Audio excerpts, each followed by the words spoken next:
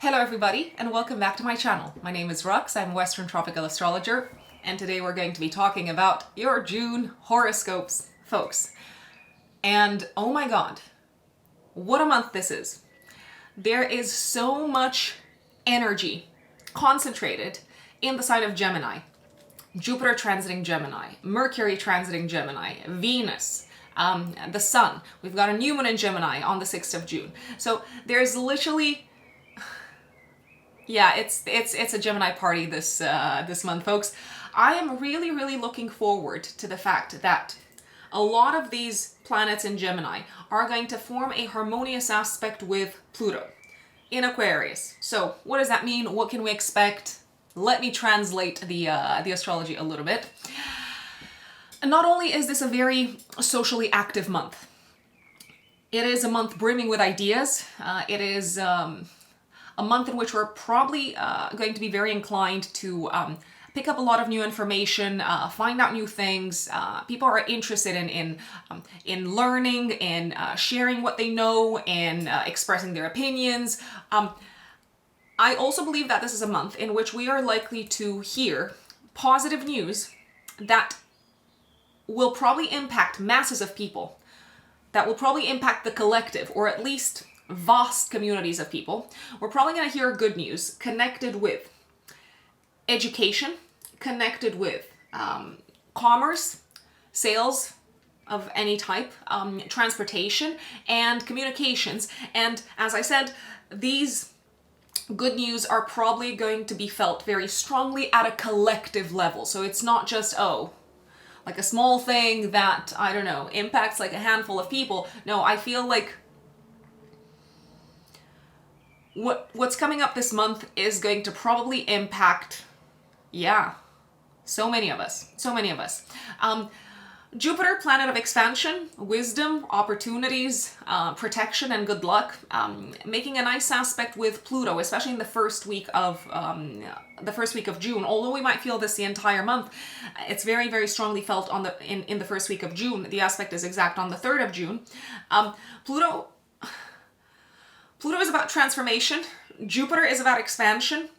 So Jupiter, Pluto in a harmonious aspect are saying we're probably going to see dramatic, massive, large-scale transformation when it comes to communities, groups of people, and especially when it comes to, as I said, their education, learning processes, anything that has to do with transportation, communications, and so on. We are likely to see possibly new forms of communication involving technology. Maybe also new ways of learning coming to our attention. Watch the news in the first week of June.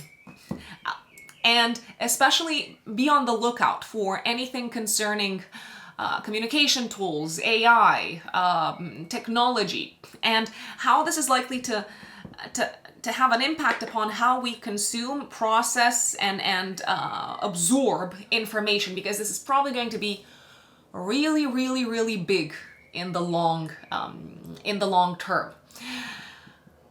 I feel like Jupiter in a nice aspect to Pluto in air signs is also putting the spotlight on a novel, broader, maybe different perspective upon how we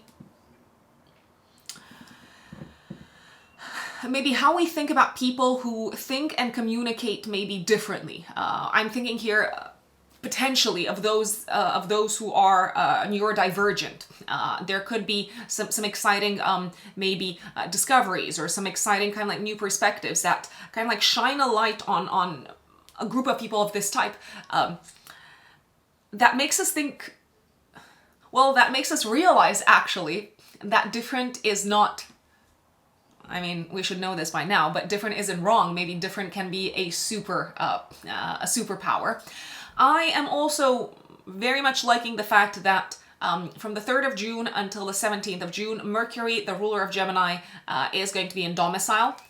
So Mercury is basically helping Jupiter deliver those kind of like good news, the opportunities, the possibility for growth, the possibility for expansion, the possibility to stretch ourselves in a manner that is doable, in a manner that is logical, in a manner that is rational, and in a manner that is potentially even sustainable.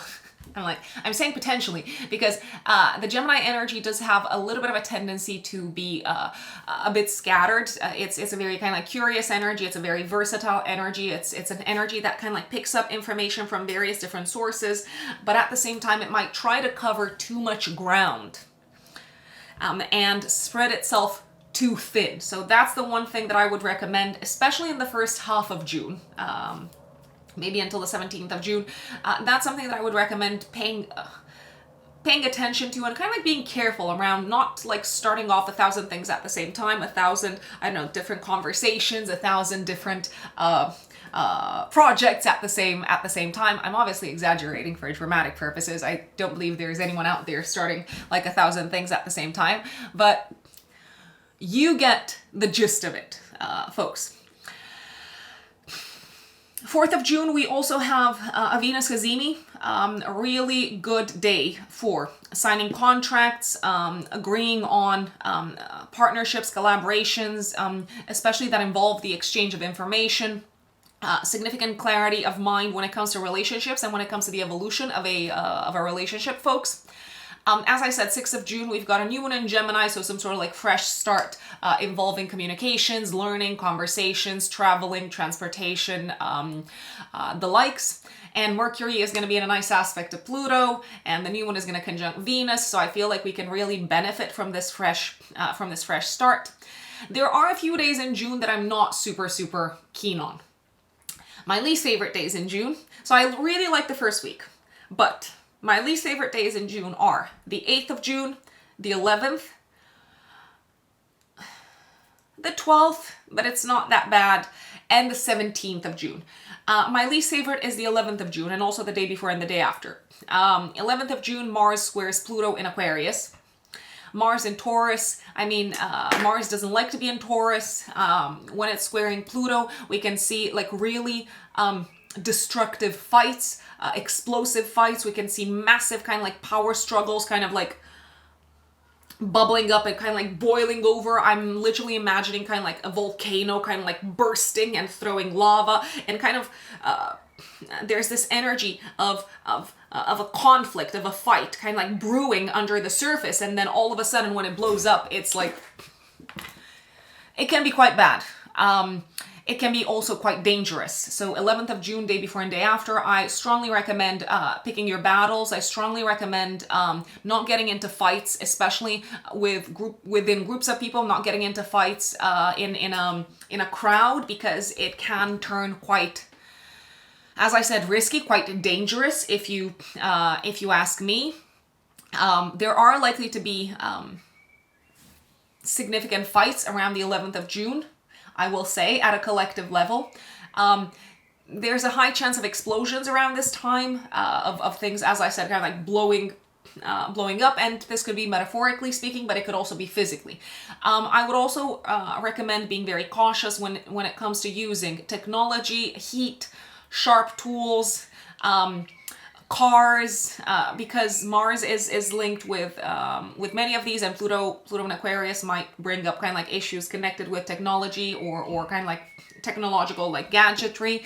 It could result in some sort of like an explosion or something like that. So I would urge a lot of caution and careful not to experience wounds and like accidents if you're working out, especially. So these would be some of the things that I would be very careful with. And maybe this is going to sound a little bit paranoid, but I have to say it. Sometimes people are unhappy because I say negative things. Sometimes people are unhappy because I say like positive things. Someone commented at one point, it's like, don't give us hope. I'm like, no siree, I will continue to give you hope.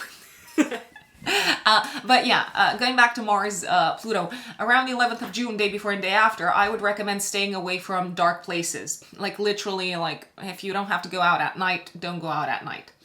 So that's my least favorite kind of like period, and especially the 11th of June when the aspect is exact.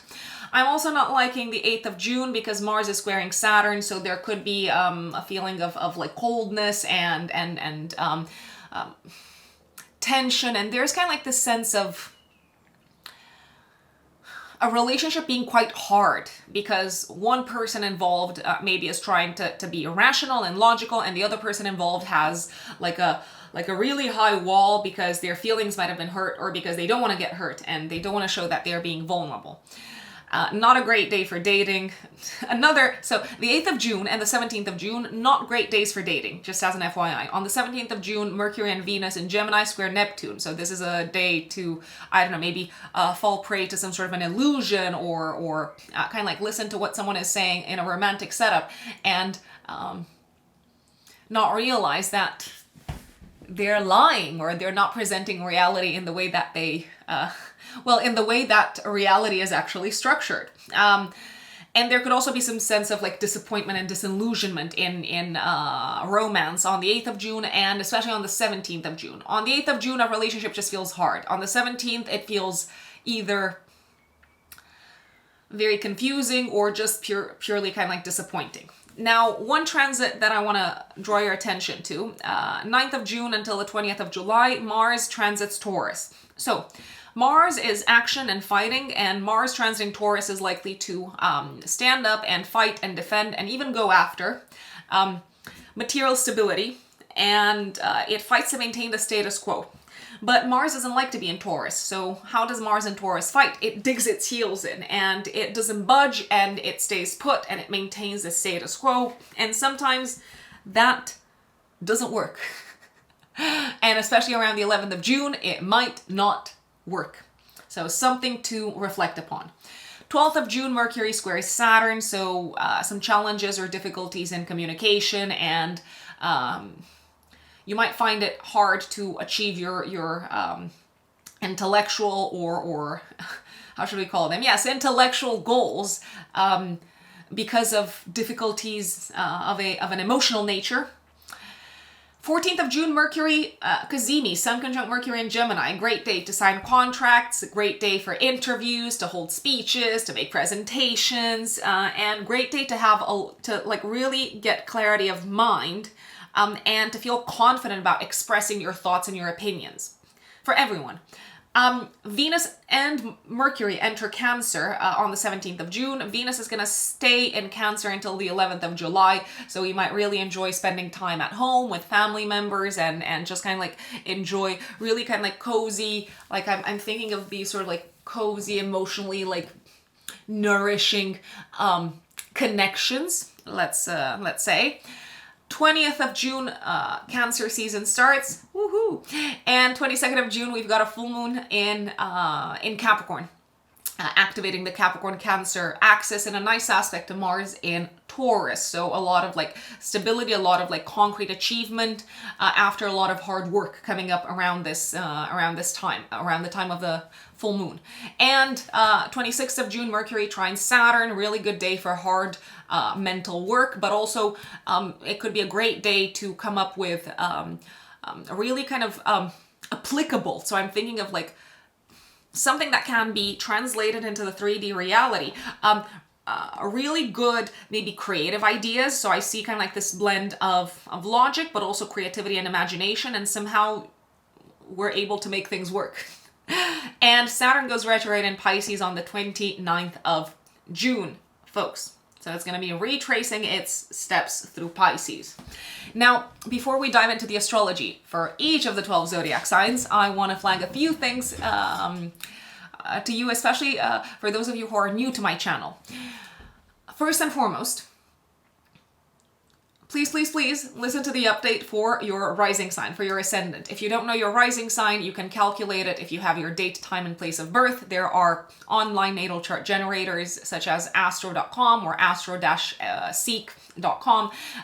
Find out your rising sign after you generate your natal chart, and please listen to the update for that sign. If you don't know your time of birth, and if you cannot find out your rising sign, of course you can listen to the update for your sun sign. Now, those of you who are new here, also, because I know some of you might have listened to my my explaining this many times in the past. If you want to work with me, so if you want to book a personal reading, a personal one-to-one astrology consultation, that is something that I do. That is my day-to-day work. That is my full-time job. I am a full-time consulting astrologer. So if you want to work with me, you can find me on my website, which is writteninthestars-astrology.com. That is writteninthestars-astrology.com. You can also find a link in the description box to my website, as well as in the pinned comment. Now, if you haven't worked with me in the past, you can go to my website to the services section, and the service to go for is the 1 hour, 15-minute Zoom consultation. That is the service for new clients.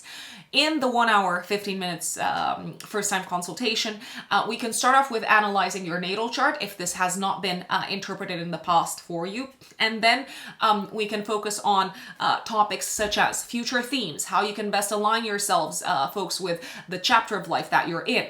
Also, if you're interested in topics such as compatibility with an existing partner, or if you want to dive deeper into a specific life sector, such as career or karmic mission and purpose, we can also do that. Within the 1 hour, 15-minute Zoom consultation, we can actually cover any topics that you're interested in. So let's say you're interested in understanding what the year ahead looks like so that you can best prepare. We can do that. Let's say you want to better understand your relationship with your spouse. We can also focus on that. Let's say you want to understand timings in general. So when can you expect maybe to meet someone? When can you expect maybe to experience, let's say, auspicious times to enter into a relationship? If you're going through a career change, a career transition, how can astrology help you maybe best align yourself with the cosmic energies? So these are some of the topics that we can cover in our consultation. It is not an exhaustive list. I also do astrocartography for those of you who are interested in relocating and in maybe going on holiday and thinking, where should I go? Once again, writteninthestars-astrology.com, straight to the services section. If you're an existing client, then you know the drill, you know how it works. And there's also 2 additional options for you. The 1 hour year ahead forecast and the 30 minutes follow-up consultation, which has a preferential rate. If you're wondering how much you've got to wait after you book the session until we actually have the live video consultation, I generally take bookings like a month to a month and a half in advance. So right now when I'm filming this, I'm taking bookings for the beginning of July, actually. So that's kind of like the waiting time, a month to a month and a half. I always update that on my website. So if you go to my website to the 1 hour, 15-minute Zoom consultation service, you're gonna see that it says there taking bookings from like 1st of July onwards, or like 2nd of July. So I constantly kind of like update it so that you know how long you need to, well, brace yourselves to wait until we meet. And of course, our video consultation can also be recorded if you want to. Only if you want to, so that you can go back to it and re-listen, which a lot of my clients actually say they find very useful because they take notes and then maybe they remember things and then more questions pop up. So it kind of like gets them thinking. Now back to the June forecast. Also remember that this is a general forecast, so it's not a personal reading. So do not expect everything to speak to you. I mean, if it does, that's fantastic, but remember, I'm trying to manage your expectations here. And last but not least, also, astrology doesn't take away our free will. Astrology is helping us better understand the cosmic weather and how we can best align ourselves with it. Without further ado, let us dive in. My dear Aries, Aries suns and Aries risings, what does June 2024 have in store for you? Let's start with the very, very, very beginning of the month, Aries. And I have to say, the first week of June is one of my favorite weeks this year. It's a really good week. I'll share why. There's a lot of exciting things happening in the sky. And for you, Aries, this is really, really strongly activating your social sectors. So your 3rd house of communication and kind of like day-to-day interactions, your 11th house of friends and communities. So the first 3 days of June, my dear Aries, are very, very strongly influenced by the following transit. Jupiter in Gemini is going to be trining Pluto in Aquarius in your 11th house of friends, of communities, of tribes. And what can you expect from this?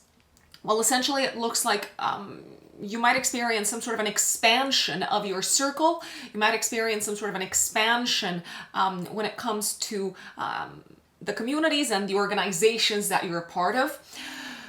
You might also experience some sort of opportunities, Aries, making their way to you via the groups of people, the communities that you are already active within. It feels like your worldview and it feels like your belief system and your mentality is going through some sort of a transformation and through some sort of an expansion as a result of some really impactful conversations or interactions that you're having with friends, siblings, colleagues, or peers, my dear Aries. It also feels like you've got a lot to learn in the first few days, Aries, from, once again, friends or colleagues or peers. Now, these things that I'm seeing you potentially being open to learning are likely to have a very, very, very transformative impact upon your worldview, upon your way of thinking, and upon your future as a result. So never underestimate. I'm trying to say a lot of things with Jupiter and Gemini. Never underestimate the impact of a very, very good aha moment, the impact of revelation.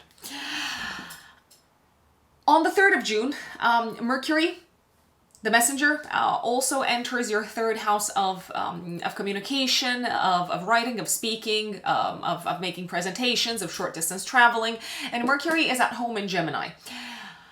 So what does that mean? It means that from the 3rd of June all the way until, let's see, all the way until the 17th of June, Aries, if you have any sort of like presentations that you need to make, if you need to convince someone, if you need to persuade someone of something, if you need to take an exam, if you, I don't know, need to travel short distance somewhere, I don't know, out of town, if you need to make a purchase, if you need to make a sale, take advantage of Mercury in Gemini, because all of these types of activities are likely to go really, really well. Also, from an intellectual perspective, your mind is like really switched on and you're likely to find the right words at the right time. So this is a transit that I'm absolutely loving. Now, a really good day also in June is the 4th of June when Mercury in Gemini trines Pluto in Aquarius and also conjuncts Jupiter in Gemini. And this is also the day on the 4th of June when we've got a Venus cazimi in the sky. So Venus is going to conjunct the Sun also in your 3rd house. This is a particularly auspicious day for social events, social occasions, for signing contracts, for making purchases, for making sales, for taking exams. It's also a very, very auspicious day to organize or to just literally just participate in some sort of a group type of event. You might sign maybe like an important deal, an important agreement. You might meet some really important people that you're likely to collaborate with in the long term. For those of you who are single, you might also meet someone that really sparks your interest. So the 4th of June is probably one of the best, absolute best days of the month. I did mention at the very beginning, the first week of June is superb. The astrology is absolutely superb. Also, the 4th of June is a great day, financially speaking. There could be new opportunities, there could be good news financially, and you could also connect with someone, maybe like a client or like a partner or like a collaborator, a business collaborator. You might connect with someone that is likely to have a very auspicious impact upon your financial situation. 6th of June, active 3 days before, 3 days after, we've got a new moon in your 3rd house in Gemini, conjunct Venus. And Mercury, the ruler of the new moon, is trining Pluto. Basically, the new moon literally underlines most of the themes that I've already flagged when it comes to the first week of June, my dear Aries. The new moon is obviously indicative of a new beginning. It's a seed moment type of astrological event. And this is a great time to kick off any sort of projects that involve writing, speaking, learning, studying, communicating, socializing, networking, buying, selling. Also, if you want to start any sort of like new project or new endeavor that involves your neighbors, this is a great time to do so. This can be the beginning of a new stage, a new chapter of learning for you, my dear Aries. You might start taking some new classes, some new courses.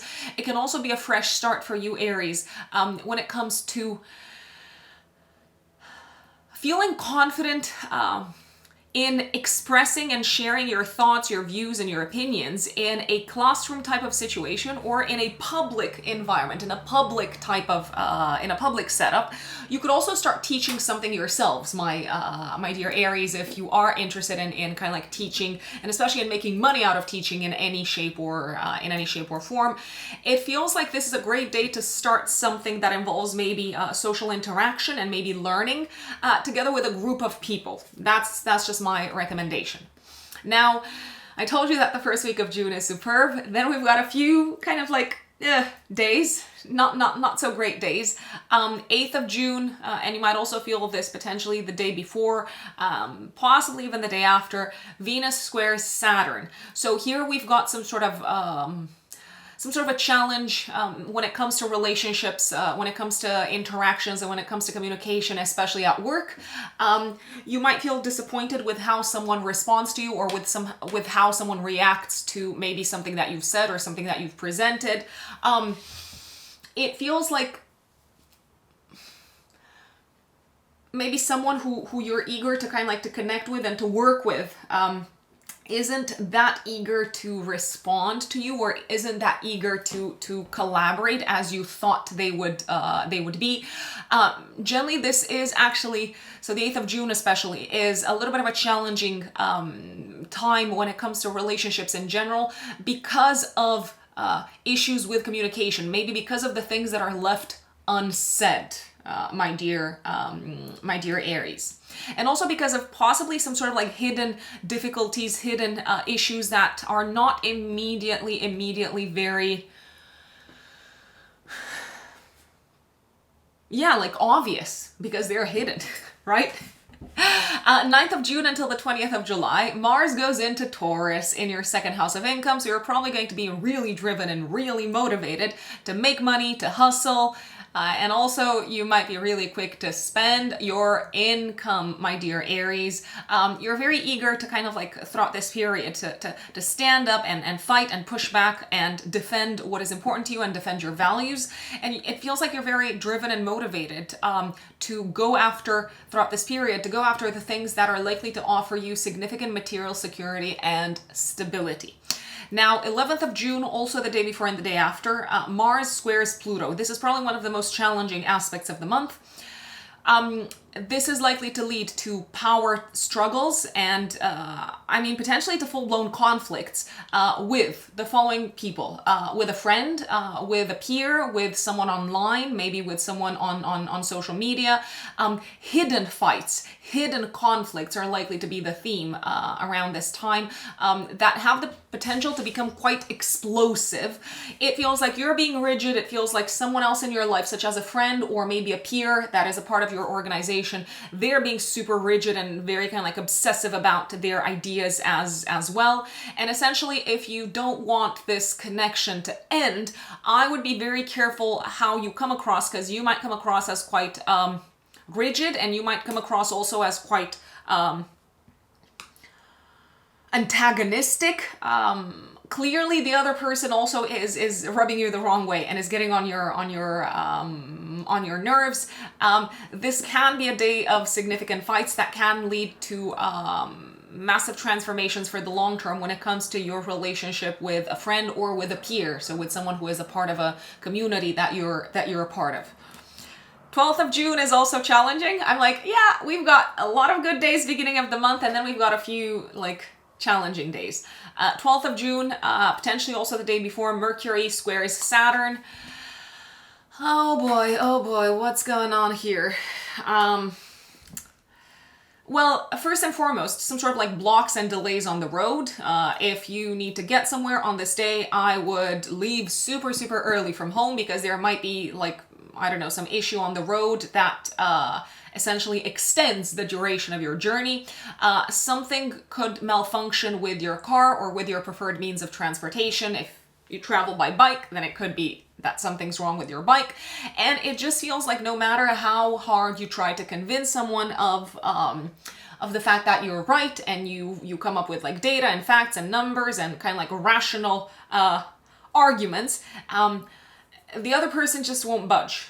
And I feel like they just won't budge because they have certain kind of like fears of an emotional nature holding them back, but they're also not super keen in revealing what these fears are. So you might just feel like you're talking and it lands nowhere. So this is going to require patience. This is also a day when you might need to do some sort of like tedious mental work. Not exciting, but if you got to do it, you got to do it. 14th of June, great day. We've got a Mercury Cazimi. So you know how you might have felt like blocked in communication and like stuck mentally and feeling like your conversations were not necessarily going anywhere on the 12th of June. Well, the 14th of June is the day when you are likely to feel like things go your way in terms of communications, in terms of persuading people, maybe also in terms of buying or selling something. You have a lot of mental clarity in terms of what makes you happy on this day and in terms of what's truly, truly, truly important to you, my dear Aries. And this is also a fantastic day, the 14th of June, for important conversations in the workspace. It feels like your mind is, again, like brimming with ideas, and you can collaborate very well with colleagues and maybe even clients. So I'm liking the 14th of June. Now, the 17th of June is not my favorite. I mean, it's not an awful day, but it's also not the best of days. So Mercury and Venus in Gemini are squaring Neptune. I feel like this could be the time when you maybe experience the following. Either you talk to someone and they promise something that is not based in reality. So they're kind of like talking about something that is a little bit from the realm of like fantasy. I don't want to say that someone's lying to you, but they could be lying to you. Very careful if you are looking to buy something. I don't like the 17th of June. I don't like the day before either. Essentially, you might buy something that is broken and you might fall prey to lies and scams. This might also feel like a day of really confusing interactions in terms of conversations and messages and communication. It might feel like things are very ambiguous, like things are left unsaid, unspoken. You might feel even like disappointed with how a conversation goes. And then on the same day, on the 17th of June, Mercury and Venus are going to go into, they're going to go into Cancer. Now, give me just 1 second, my lovely Aries. Let's see, 17th of June. Dun, dun, dun, dun. Yes, Mercury goes into Cancer, and let's see if Venus does the same thing. Yes, I'm double checking. I don't want to give you false information with Neptune involved. So on the same day, on the 17th of June, both Mercury and Venus go into your 4th house of home, and you might feel like both your source of kind of like pleasure and joy, as well as your mind and where your head is at, kind of like it might feel like they switch to your kind of like home life, family life, private life, domestic life, and you are likely to have some really heartwarming conversations with family members on the 17th of June. It's actually a really good day to open up and to kind of like share what's in your heart with like a parent, or maybe even like a sibling, or yeah, just like family members in general. Venus is going to transit your 4th house of home until the 11th of July. This is a great time to host people at home, to beautify the home, to spend time with your loved ones at home, maybe to even spend money on like home-related matters, family, I don't know, like beautiful objects and so on. You might feel really like your home becomes your oasis throughout this period. Then 20th of June, the sun goes into Cancer in your house of home also for the next month, and the spotlight is definitely placed on private life, home life, and family life. On the 22nd of June, active 3 days before, 3 days after, we've got a full moon activating your 10th house, 4th house axis. So the axis of career and private life and domestic life. This one is actually in a nice aspect to Mars in Taurus in your second house of income. And I like the fact that the Sun is going to be conjunct Venus and Mercury, whilst Saturn is going to widely sextile Uranus in Taurus. So I made a few things here. First and foremost, I feel like you might be completing something like an important project professionally, and you might feel like, okay, finally I can rest, I can focus on my family. You might feel like you want to take, I don't know, like a few days off or some time off because things have gone really well professionally and you have delivered. You might even have some sort of exciting news to share with family members about your career and about maybe receiving like an award or recognition or literally just having like a significant achievement professionally. You might feel like sharing that with your family and with your loved ones. I feel like you're likely to have some sort of a win around this time professionally, my dear Aries, that translates into good news financially, and that maybe translates into you being able to direct some of your hard-earned cash towards home and family matters, and towards maybe like buying something nice for your loved ones. It also feels like you can finally relax somehow after having been very, very focused maybe in the past 6 months on your career, on your professional life, and on getting something done, on getting something out of the way. So it feels like a moment of success, a moment of completion professionally. And some of you might say, Rux, I don't know what you're talking about because I'm not in work. I don't care about work. I don't care about career. Now, this could be a time maybe when you're accomplishing something that kind of like puts you on the map somehow in terms of like your status and reputation, and you might feel like people are like looking at you and kind of like acknowledging your success, your achievement in some shape or form. You could be, for example, you could be appreciated maybe for something that you have accomplished in terms of, I don't know, like organizing your resources for instance, also around this time. This full moon could also put the spotlight very much on parents, and it feels like parents are getting out of this full moon something that they've worked really, really hard for, and something that maybe has cost a lot of money, and now they can finally relax. And there could be a parent who actually ends some sort of a career-related chapter around this time, Aries. 26th of June is a day I really like because Mercury trines Saturn. It feels like this is a day to maybe talk to family members, a parent or maybe a partner, to talk about what it is that you need to work on together.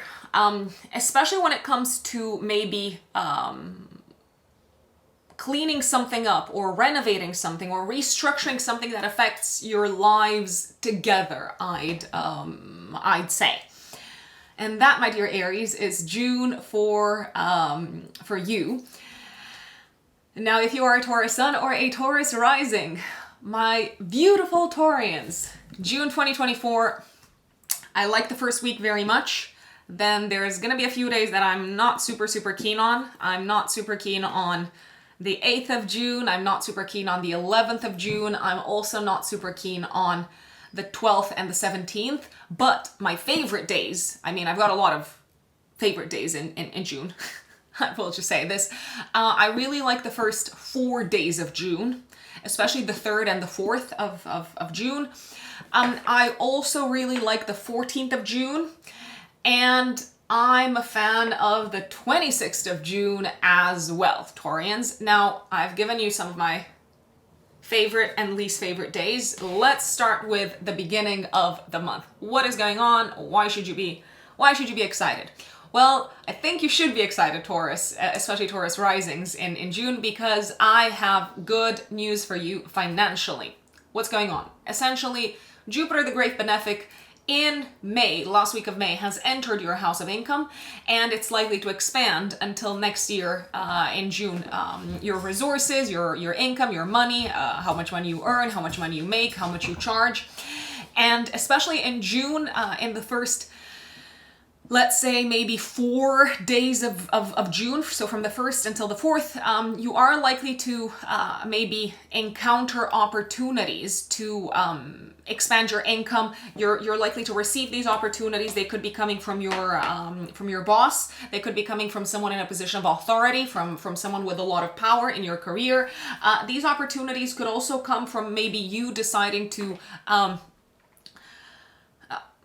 kind of like transform and change in some shape or form the way that you present your services, the way that you present what you offer to others in terms of work. If you're working for yourselves, Taurus, you could also literally just kind of like in the first week of June, Taurus, get a really, really good opportunity, a really, really good maybe opportunity or piece of news connected with your career path.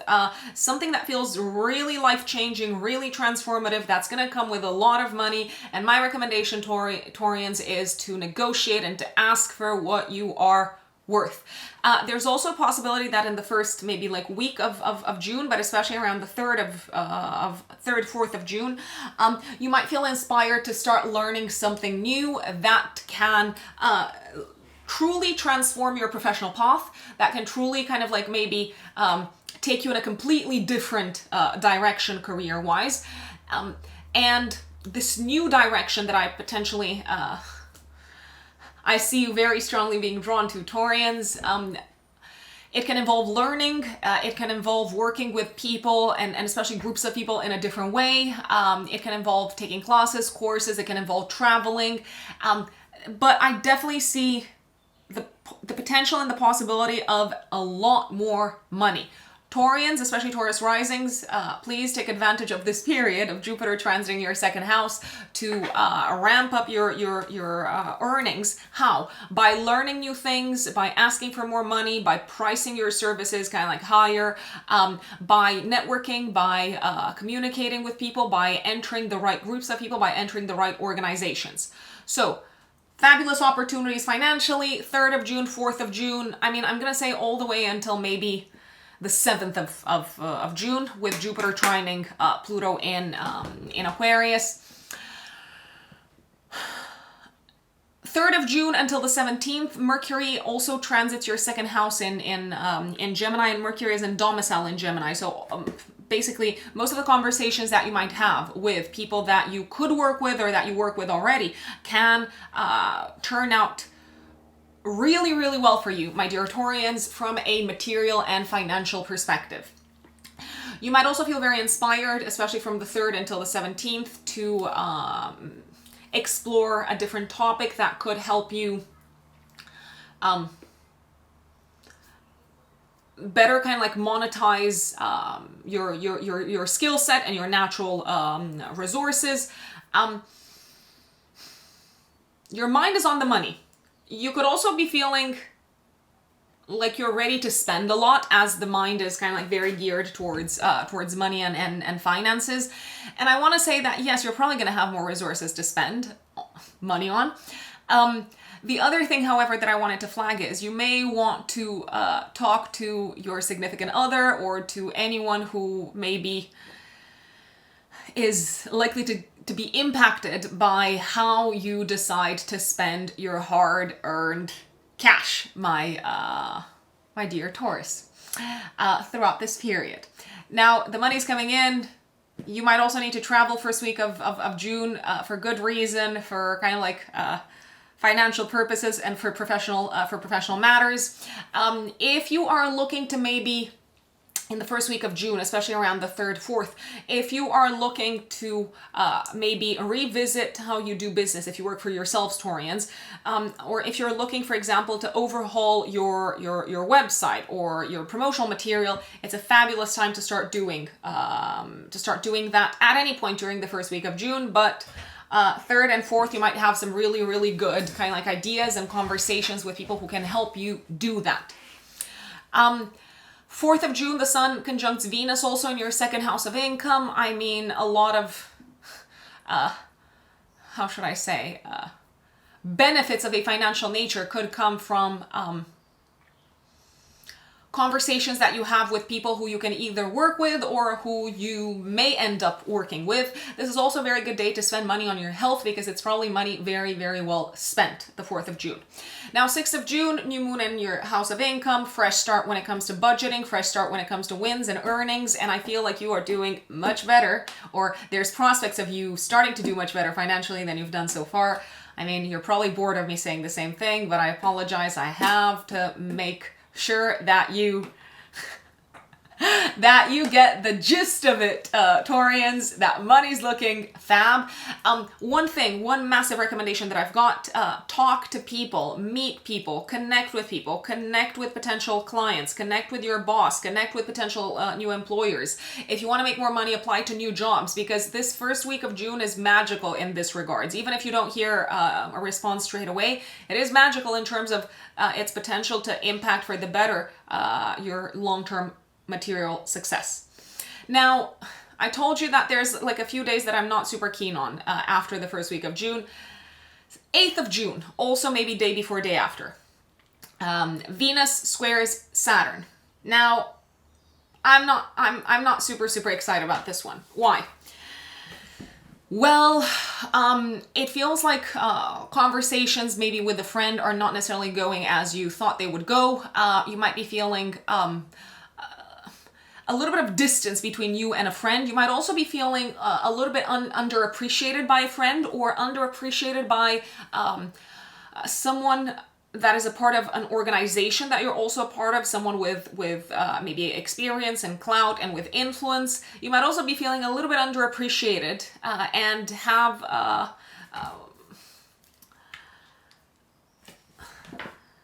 have this feeling like you're not going to get what you want out of maybe someone that you're trying to work with, or someone that you're trying to sell something to. Someone could challenge you on your prices if you're trying to sell something to them. This is not necessarily a great day for dates. It's not necessarily a great day for social events. And if you do go to a social event, you might be feeling like it's a little bit of an obligation rather than something that brings a lot of joy. Now, 9th of June until the 20th of July, Mars enters your first house of identity. Mars in your chart, my dear Taurians, is the ruler of your 12th house and of your 7th house. So, what to pay attention to? From the 9th of June until the 20th of July, you might be feeling a lot more energized. You might be feeling like you've got a lot of stamina. You're very driven. You're very motivated. Like even like physical stamina might go up. Mars doesn't really like to be in Taurus. So you might be feeling like you've got a lot of stamina, like you want to get things done, like you want to get super active, but at the same time, there can be this feeling of maybe not having a clear direction or a clear idea as to where to place your energy. You could become quite impatient and quite kind of like easily frustrated throughout this period, especially, my dear Taurians, around the 11th of June, give or take the day before and the day after. You could be feeling particularly in the mood for a fight. Especially around the 11th of June, give or take the day before and the day after, and you might be feeling very much ready for a fight with a boss or an authority figure, or like a big shot kind of like client. Do people still say big shot? Power struggles very, very likely on the 11th of June. If you do not want to cut ties with the person who you're in conflict with, I would recommend reining the tension and the anger in. Now, back to Mars through Taurus until the 20th of July. It's a great idea to move your body in ways that feel good, such as dancing, yoga, or things like that. But also careful not to burn yourselves out or not to hurt yourselves, especially around the 11th of June, give or take a day before, a day after, with Mars in your first house. There can be a propensity towards cuts, bruises, inflammation in the body, and just kind of like hurting yourself maybe with like sharp or hot tools. So be very careful. For example, even if you're making tea, I mean, that sounds pretty kind of like straightforward, right? There should be no danger involved, but if it involves hot water, then that could be an issue with Mars in Taurus. Don't be in a rush with Mars in Taurus, although I realize that you might feel very much in a rush and you might feel quite impatient with Mars transiting your first house. It could feel like there's something kind of like taking over you at times from your subconscious that's making you really kind of like tense and angry and motivated to like defend yourselves, or kind of like to defend your boundaries throughout this period. Taurus, careful not to defend yourselves too hard in front of the people who maybe had absolutely no intention whatsoever to make you feel under attack, right? 12th of June, Mercury squares Saturn. I mean, things could be a little bit slow when it comes to when it comes to maybe persuading a community of people, a group of people. If you need to make a presentation, I do believe that the response might not immediately be the one that you were waiting for. It feels like you might need to do some really kind of like hard, boring mental work together with a community of people that you don't really necessarily see eye to eye with. Maybe you have completely different values. You might need to work with a team of people, even in the workspace. A team of people that don't really get what you're saying and that don't really get kind of like what you're trying to send across. You might not be able to finalize the intellectual and the mental work that you're trying to finalize on the 12th of June. You might also feel the pressure to maybe spend money on a social event around this time. Now, the 14th of June, however, Sun conjuncts Mercury, a fantastic day for presentations, fantastic day to make purchases, fantastic day to talk money, to talk shop. Fantastic day also. Let's see, so for you Taurians, the Sun rules your 4th house of home. This is a great day to also make a purchase for the home, or to have a significant conversation around money and finances with family members. 17th of June, Mercury and Venus square Neptune. Now, this could be the day when maybe you end up spending more money on a social event or on a social occasion, or just like on going out with your friends. You might end up spending much more than you thought you would. Very careful if you go out and if you're active socially around the 17th of June, maybe also day before, day after. Very careful when it comes to maybe having your wallet stolen, or kind of like misplacing your bag or something like that. You might also feel a bit disappointed with a friend around this day, 17th of June, maybe day before, day after.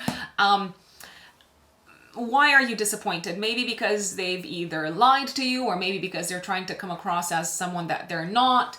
But you might see right through them, and I dare say you are not impressed. Not the best of day for dates. I mean, if you are going on a date around the 17th of June, be very careful, because you might end up meeting someone who is not fully honest, Taurians.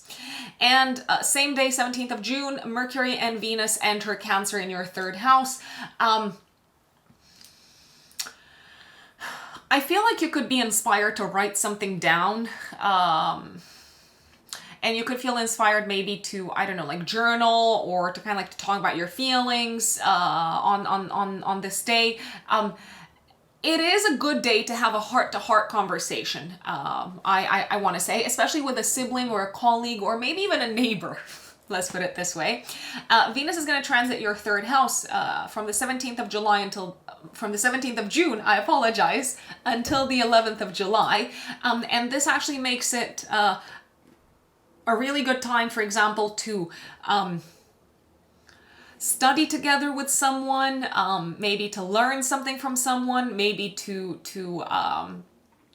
have important conversations about your life direction. Venus also is likely to make really enjoyable any sort of like short distance trips that you need to take throughout this period. And if you do need to buy any sort of like vehicle, or like anything that involves transportation throughout this period, you're probably gonna get a very good deal.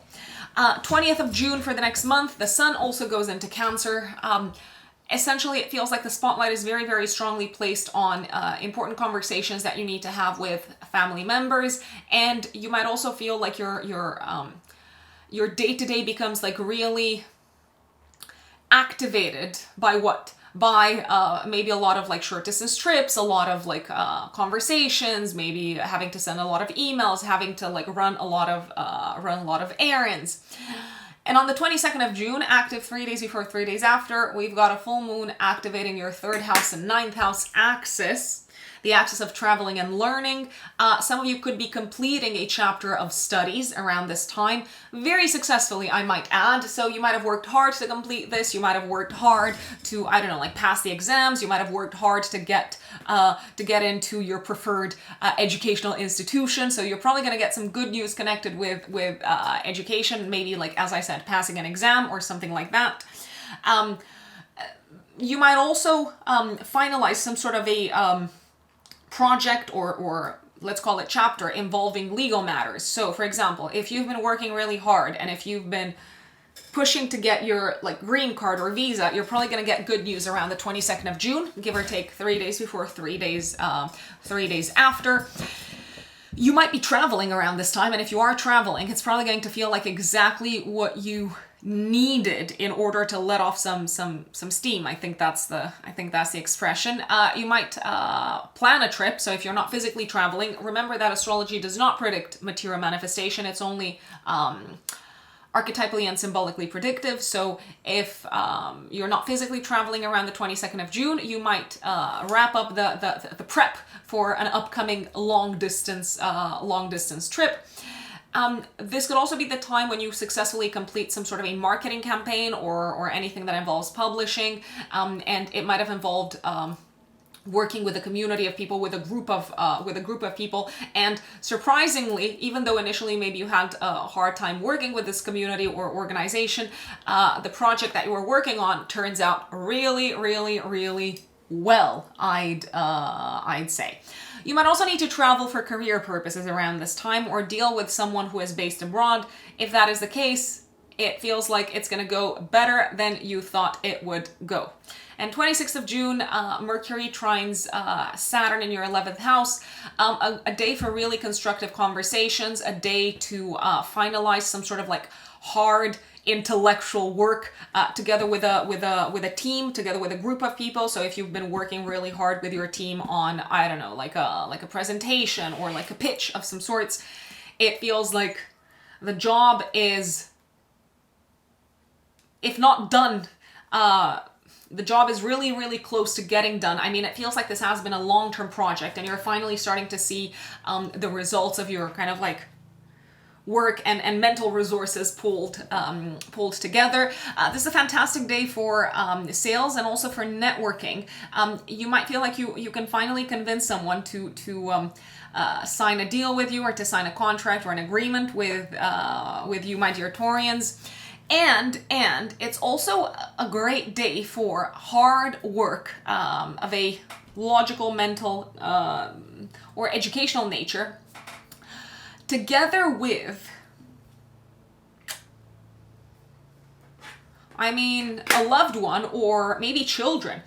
Children could also have some really fantastic news to share with you if you've got kids when it comes to their education. So it might feel like they've accomplished some sort of massive success. And that, Taurus, is June for you. My dear Geminis, Gemini suns, and Gemini risings. What a month you have ahead of you, Geminis. I absolutely love for you the first week of June. Why? Because Jupiter, the great benefic, the bringer of good luck, of opportunities, of expansion, of growth, of exploration, Jupiter, the great benefic, also rules over traveling and also over your house of relationships. It's transiting your first house of life direction and identity, and it's getting heavily activated in really nice ways, in really harmonious ways, by Pluto, by Mercury, by the new moon in Gemini. So let me start with the very beginning. The first week of June at Geminis is a fabulous, fabulous, fabulous, fabulous time to take a big step, a big leap of faith in the direction of something new, exciting, in the direction of a new adventure, when it comes to one of the following. When it comes to your career, when it comes to relationships, when it comes to partnerships. Now they could be personal kind of like relationships, but they could also be business partnerships. They could be professional collaborations. This is also a very, very good month to start growing in a new direction, especially in the first week of June, Geminis. It's a very good month to start developing yourselves in a new direction.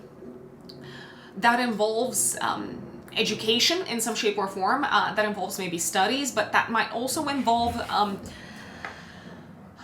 traveling or any sort of collaboration with a group of people, a community of people, an organization maybe that is based abroad or that is international in its, I don't know, like way of functioning.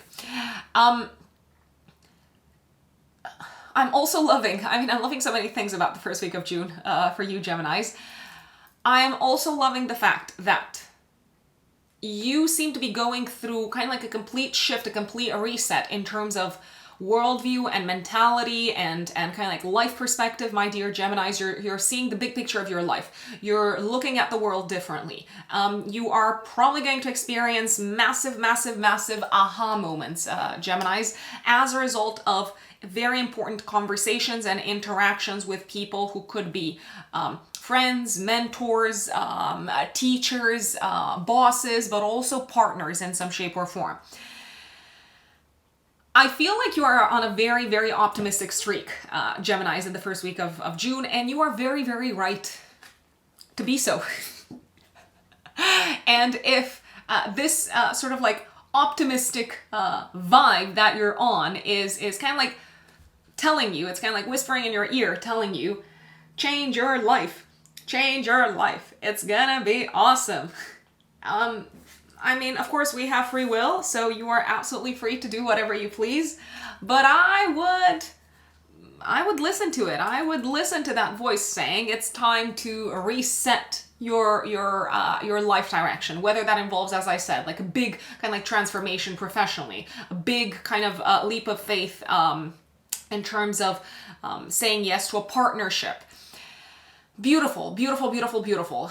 You might also feel drawn to expand your knowledge and your understanding of a particular topic. And as you might feel drawn to that, Geminis, in the first week of June, there is a chance that this could result in a long-term shift in terms of life direction, and it could result in you kind of like resetting your life direction for the better, I'd say. Also, 3rd of June, 4th of June, and 6th of June, if you're waiting for any type of like good news connected with legal matters, connected with foreign lands, foreign countries, connected with studies, connected with your academic path, you're probably gonna get good news. You're probably gonna hear that good news that you've been waiting for. If you've been, I don't know, like considering whether you should sign up for something new when it comes to, as I said, like your education, but also when it comes to maybe like switching gears professionally. I'm really liking the new one on the 6th of June, active 3 days before, 3 days after. It feels like you've got a lot of people on your side. It feels like you've got a lot of people on your side on the 6th of June when it comes to reinventing yourselves, Geminis, and when it comes to kind of like being reborn in some shape or form. The new one on the 6th of June could also bring with it some sort of a fresh start when it comes to your relationship with yourselves and how you see yourselves. Geminis, expect some sort of uptick when it comes to your sense of self-worth and self-esteem, and expect around the 6th of June really, really, really deep insights around who you want to be from now on and what sort of changes that entails. The new moon can also bring good news and a sense of a fresh start when it comes to your physical body. So if you've been like having any sort of like issues health-wise, I'm loving this new moon. You could commit to some sort of like a new routine.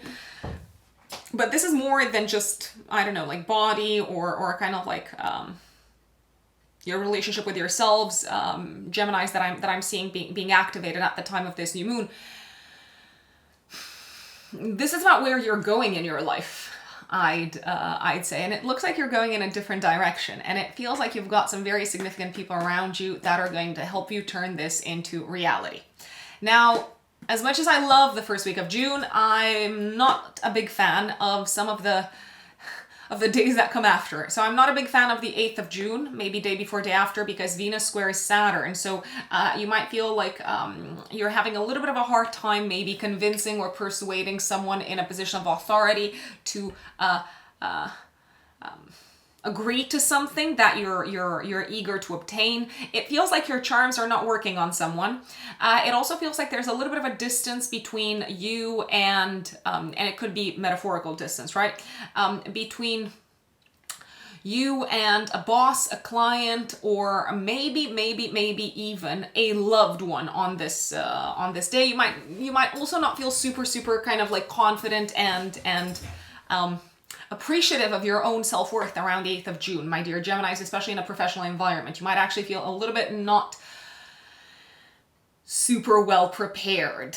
9th of June, Mars goes into Taurus until the 20th of July.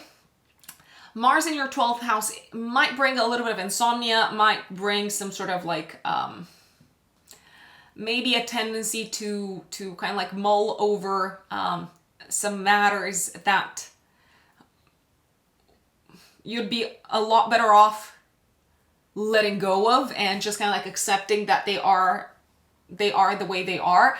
There could also be from the 9th of June until the 20th of July some hidden expenses that you need to deal with.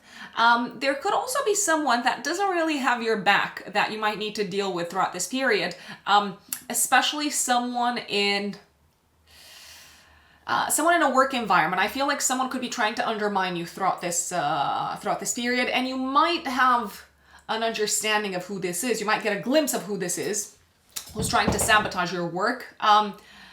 Around the 11th of June, give or take a day before, a day after, when Mars squares Pluto. So maybe even like someone who you thought was your friend or who you did not expect that they would try to sabotage you.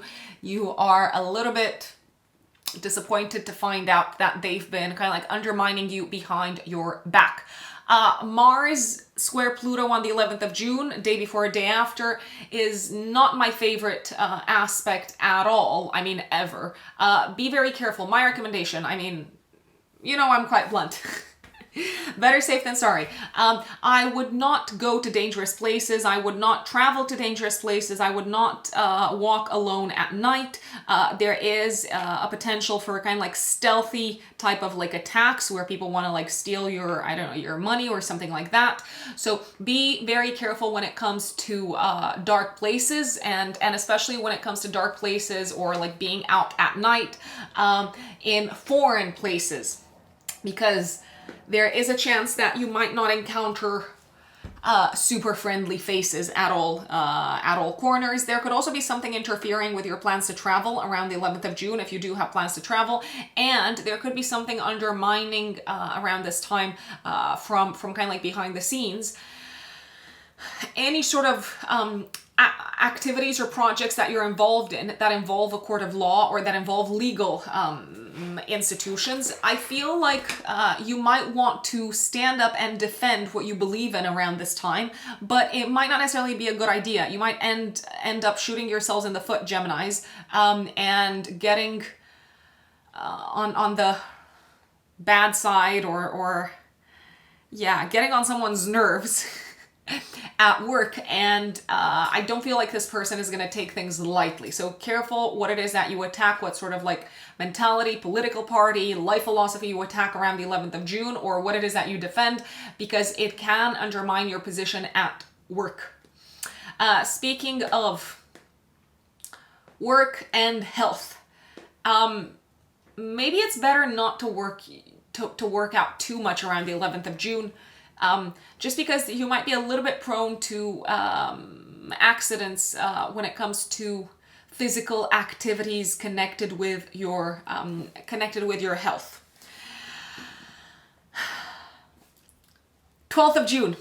Mercury squares Saturn, conversations with a boss, conversations in the public space. So if you need to present something publicly, might not necessarily land the way that you expected them to land.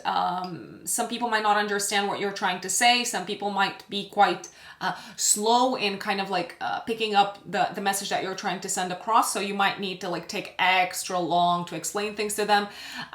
This could also be a day when you are expected by a boss to do some really kind of like dull, some really kind of like tedious and unexciting maybe presentation or mental and intellectual and analytical type of work. 14th of June I really like. Finally, after a few kind of like heavy days, the Sun conjuncts Mercury.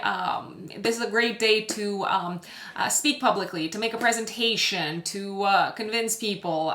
You have a lot of like clarity as to what is important to you. You seem to have a lot of like confidence in terms of your capabilities and especially mental abilities around this time. You are particularly well spoken on the 14th of June, my dear Geminis.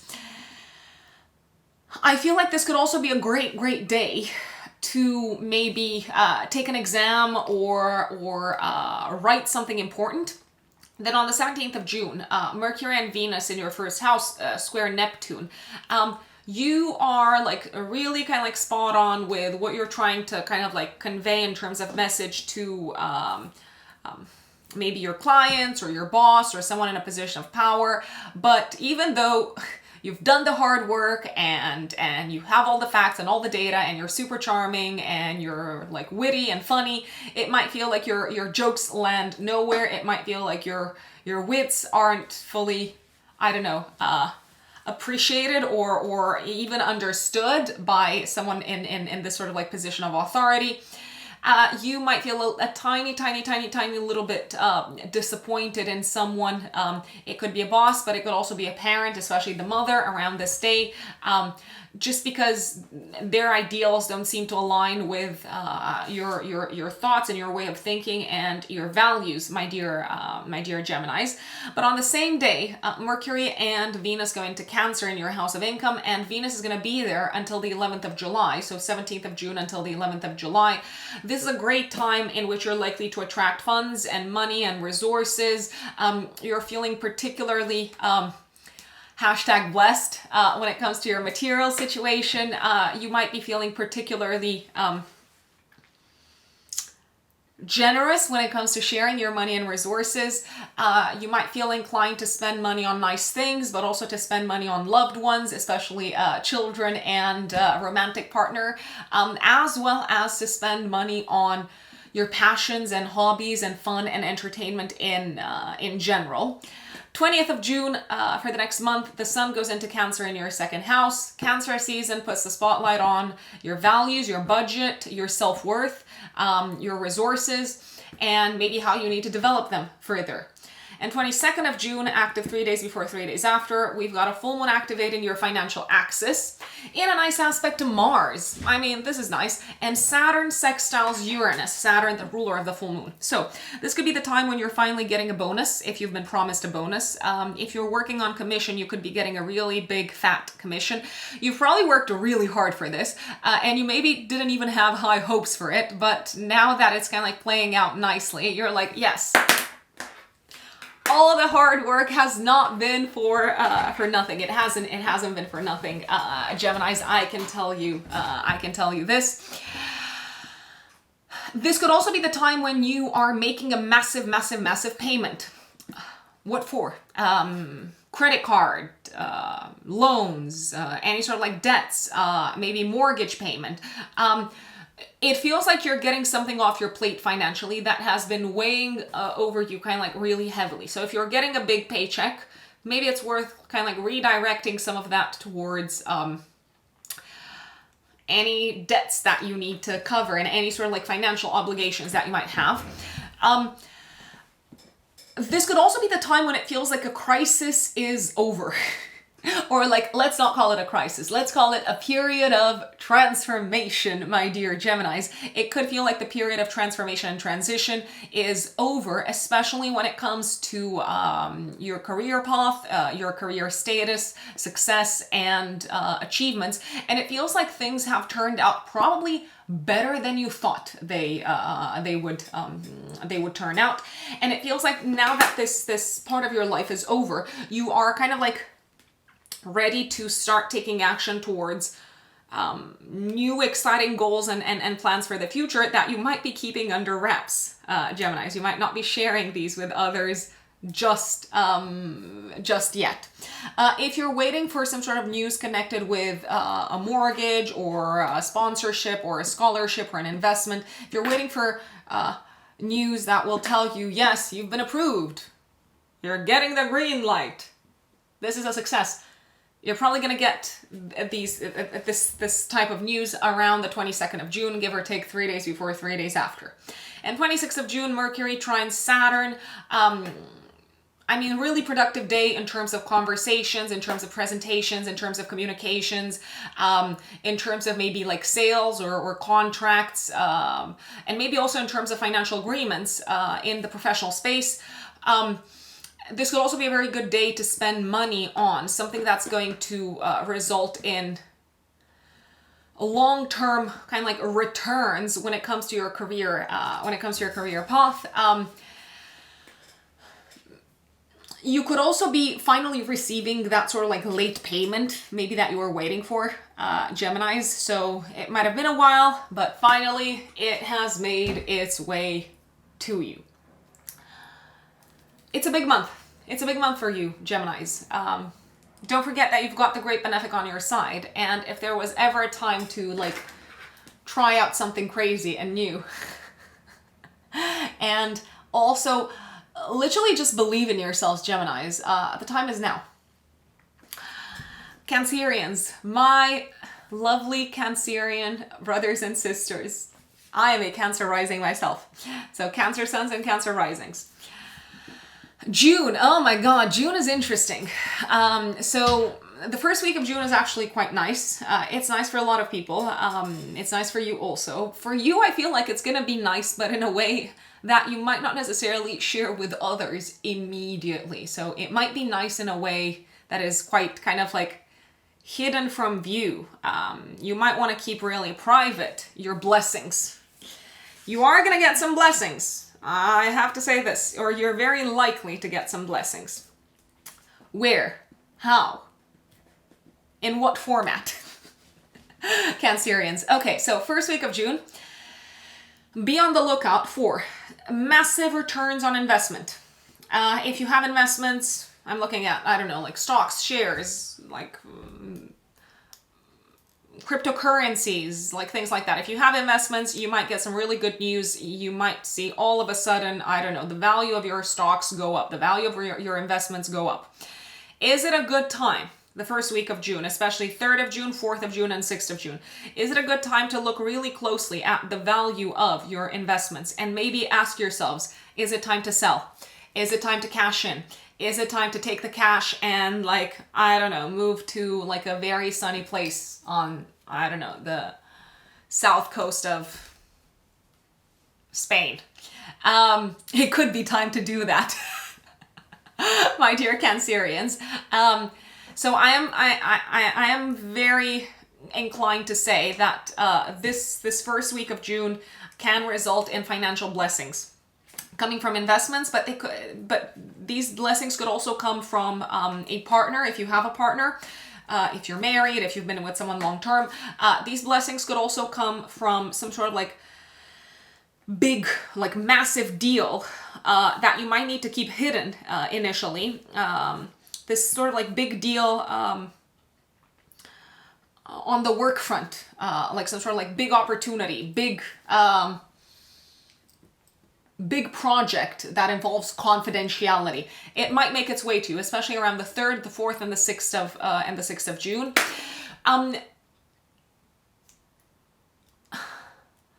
I gotta say, if you're waiting for money to make its way to you from inheritances, tax rebates, insurance,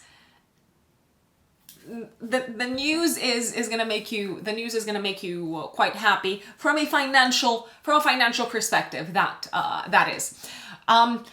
First week of June, especially 3rd, 4th, and 6th of June, Cancerians, you could also find, or how should I put it? You could also find out, you could do some digging and find out some really invaluable information that will completely transform your mentality when it comes to one of the following.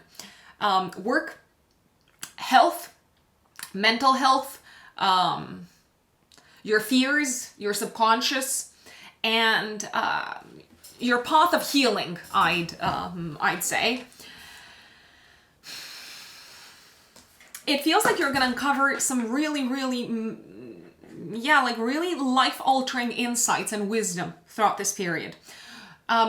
You may not share it, as I said, with everyone straight away, but I would write it down. I would pay attention to it. I would take notes to anything that you discover and that kind of like stimulates your mind throughout this period. Or if you're having some important conversations, maybe with colleagues, coworkers, friends, mentors, coaches, guides, teachers throughout this period, write down your insights, write down your takeaways, Cancerians, because you might reflect on them later and realize, oh my God, I'm having an epiphany.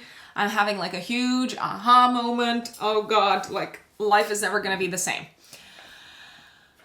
And it might not. You are also doing some really important healing work throughout this period. First week of June especially. Healing how? Once again, it feels like things click into place mentally for you. You finally understand something. And now that you understand it, and now that you see it, you cannot unsee it. And it helps everything make sense. It helps everything fall into place. You could also discover something really important about your ancestors and about your legacy and your inheritance from the family side that once again changes your perspective upon life. Really important spiritual insights first week of June. And if you are traveling anywhere throughout this period, once again, this trip can be very life-altering. In a sense that once again you might feel like you access knowledge, wisdom, enlightenment, and things make sense in a different light. I'd say. Are there any other good news that you can expect throughout this period? Yes. If you are waiting to hear of someone getting liberated, or kind of like, I don't know, if someone's in an institution, if someone is maybe, I don't know, even in jail, incarcerated, if someone is in hospital, you might hear some really positive, life-altering news connected with this person that makes you quite happy. You could also make like a really important friend in a spiritual circle or in a spiritual setup in the first week of June, Cancerians, and I would pay special attention to the 4th of June. 6th of June, 3 days before, 3 days after, we've got a full moon, we've got a new moon in your 12th house. It feels like this is a fresh start when it comes to your mental health, your spiritual practices, and you might start kind of like working with someone or collaborating with someone, or maybe sharing your spiritual practice with someone. You might become part of a group, a spiritual organization. You might decide to start your own group or your own like circle. New beginnings when it comes to your spiritual life, but also new beginnings in terms of having a deeper understanding as to what has been sabotaging you so far, what has been causing, I don't know, like undoing in your life. And now that you know it and now that you see it, you're like, I'm smart, I know better, I'm gonna act differently. Now, as much as I like the first week of June, financially and spiritually, there are a few days coming up that I don't really like. I don't really like the 8th of June, the 11th of June, and the 12th of June. These are my least favorite days of the month. Now, on the 8th of June, Venus squares Saturn. I feel like the relationship with a friend is really stressful and strained, and you might even decide to kind of like take your distance from someone. It could be a friend, it could also be a mentor, a teacher, or someone that you've worked with, that you've collaborated with in the past. If you were planning to travel around the 8th of June, there could be delays, or someone who was supposed to travel with you might not be able to make it. There is a feeling of like coldness and challenges within a relationship, but you might feel like there is not a lot that you can do also, which could be the most frustrating part. just because there's a clash because of different life philosophies and different mentalities, Cancerians. 11th of June, Mars squares Pluto. God, I don't like this. Massive power struggle with a friend, massive power struggle within a community that you're a part of. You might feel like you are placed in a very, very difficult spot. If you kind of like reveal your position, you might alienate someone.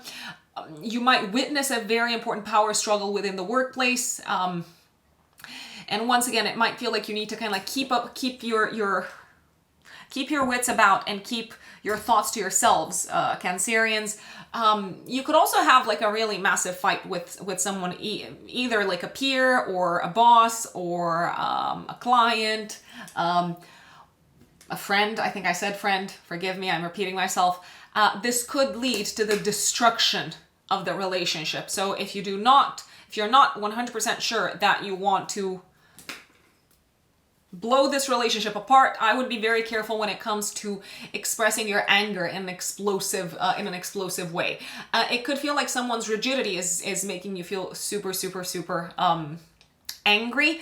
If you've got kids, your kid might experience some sort of a fight, conflict, and it could be even physical. Mars is quite physical within a group of people. So I would be on the lookout. I mean, if you don't need to send them to play, I don't know, like football around the 11th of June, just keep them at home. Of course, you have free will. You can do whatever you please, Cancerians, but I am giving you a little bit of a heads up.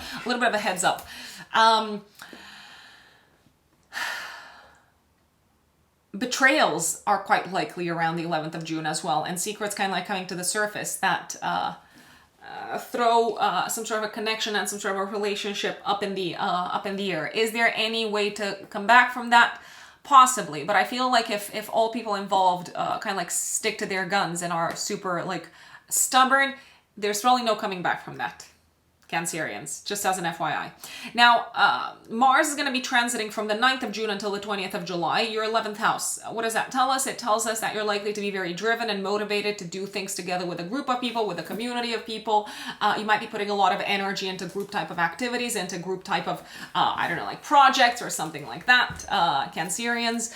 But this is also a prime period for you to get into fights and conflicts with friends and also within a group type of setup. So you could get into a fight online for instance. It doesn't necessarily have to be in the 3D reality, Cancerians. So careful because you could lose it when it comes to the interaction that you've got within a community, and also the interactions that you've got with your friends. You might come across as like super bossy and like extra assertive and extra demanding to your friends and to the communities that you're a part of, including professional communities, because Mars rules your house of career. 12th of June, Mercury squares Saturn. Delays when it comes to traveling, maybe like a I don't know, like a flight getting canceled. Yeah, just get like, if you need to travel around the 12th of June, just get insurance, so at least you can get your money back. 14th of June, a really good day. Sun conjuncts Mercury. Clarity, mental clarity in regards to something that was hidden from you, or something that you didn't understood previously, or something that you weren't really sure about. So it feels like you are finding just the right information and just the right solution to an issue, maybe that you've been racking your brains about. You could also have clarity about a topic and decide to keep it to yourself. Also clarity about a topic connected with money and finances. And this is also a fabulous day to write something, to read something, and to focus on a mental project by yourselves, Cancerians, in private. 17th of June, Mercury and Venus square Neptune. Okay, a little bit of smoke and mirrors when it comes to romantic encounters. So there could be, let's say, like a clandestine encounter that you experience, romantically speaking. You could also hear some really distressing information about one of the following people: a romantic interest, a friend,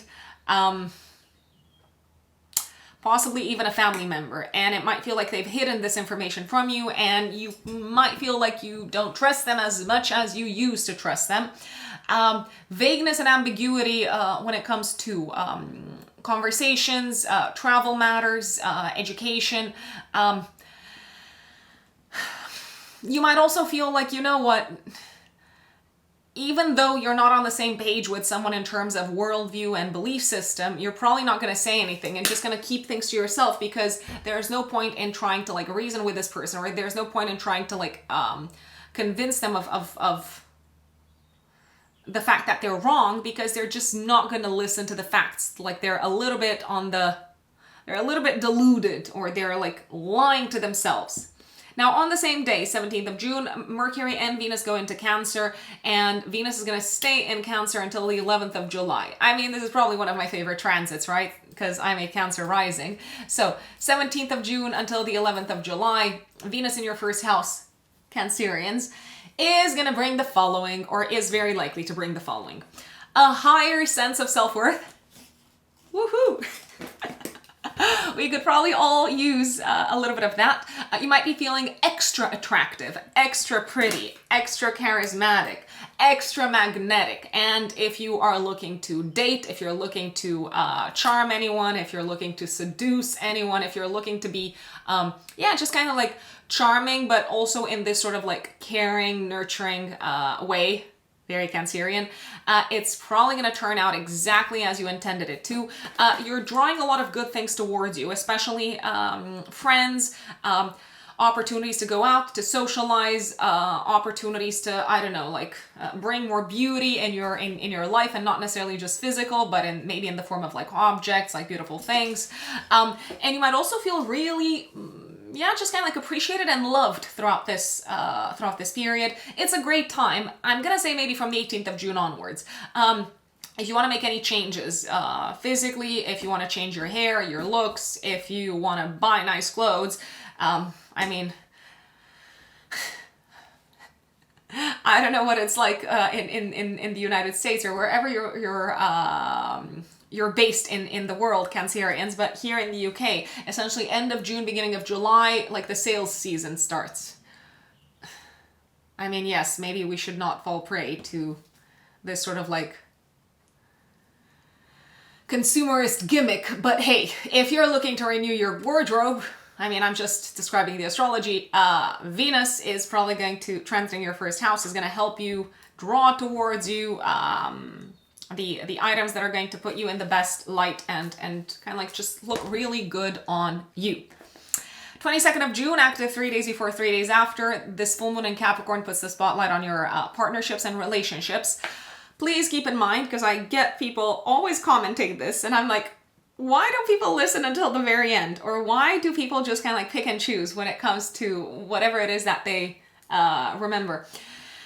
When I say partnerships and relationships, I'm not referring just to romantic relationships. I am referring to business partnerships. I am referring to maybe partnerships on the health front. So what do I mean by that? Let's say you're working with a coach, you're working with a personal trainer, and you're seeing really good results around the 22nd of June in terms of the collaboration with this person. Any sort of like contracts that you need to sign, you are likely to sign them around the 22nd of June, especially if it involves something to do with like traveling or international kind of like markets, or if it involves studies in any shape or form. So the full moon puts the spotlight on partnerships. It feels like you're accomplishing something together with someone else, but it doesn't necessarily mean that you're accomplishing this with a romantic partner. You could be accomplishing something together with a romantic partner. For example, you could be booking an important trip, or you could be signing some sort of a deal, some sort of a contract, some sort of an agreement. Maybe that has a financial implication to it. If you were waiting for, I don't know, someone to pay you back for like a loan, you could finally receive the money back from them. If you've been waiting for your partner to get good news connected with their finances, they might get good news connected with their finances. It's a great time to sign a legal contract this full moon. You might also team up, and you might kind of like partner up with someone in a position of authority within an organization that you're a part of or that you want to be a part of. You might also agree to connect with and to collaborate with in order to build something for the long term. You might decide to connect with someone who has a lot of experience in a field, and together for you to work on like group related or kind of like group projects or projects that involve larger communities or organizations. You might also need to travel in order to sign this deal, or this person who you might sign the deal with and the collaboration with could be based abroad. If you are in a relationship, romantic relationship, long-term relationship, marriage, things like that, your partner could hear some really good news connected with one of the following: their education, their money, and maybe also their passions and hobbies, especially something that they put a lot of like time and energy into, like a passion project. 26th of June, Mercury trines Saturn. Very good day for successful, productive work when it comes to your studies, your academic path, maybe anything that involves the court of law and legal matters, anything that involves visas, foreign residency, and things like that. It could feel like it's very almost like intuitively and emotionally and instinctively easy to accomplish a really hard job of a mental and intellectual nature. You could also have some really serious conversations that turn out very well with a mentor, a guide, or a business partner. And a work trip that maybe you've been planning or that you're kind of like taking around the 26th of June is probably going to turn out very, very, very, very well, Cancerians. And that is June for you. My dear Leos, Leo suns and Leo risings. What does June have in store for you, Leos? Well, I'm gonna say this. I don't know what's happening in your life, but it looks like you will have reasons to celebrate in the first week of June, Leos. Now, why is that? Because we've got a lot of action going on in your 11th house of friends and communities and groups of people and socialization.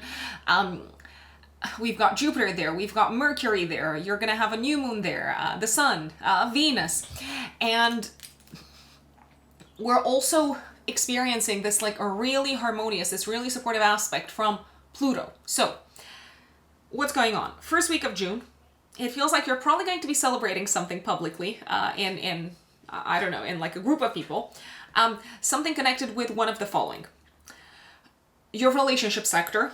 Now, for example, for those of you who are in a relationship, you could share the news with the world that you are together with your partner expecting a baby.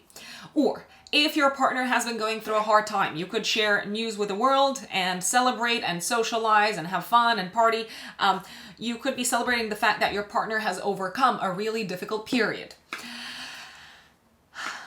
You could also be getting together with your tribe, Leos, so to speak, to reveal something that has been going on in your private life that you have been keeping under wraps, connected with your love life, your romantic life, but maybe also with your children.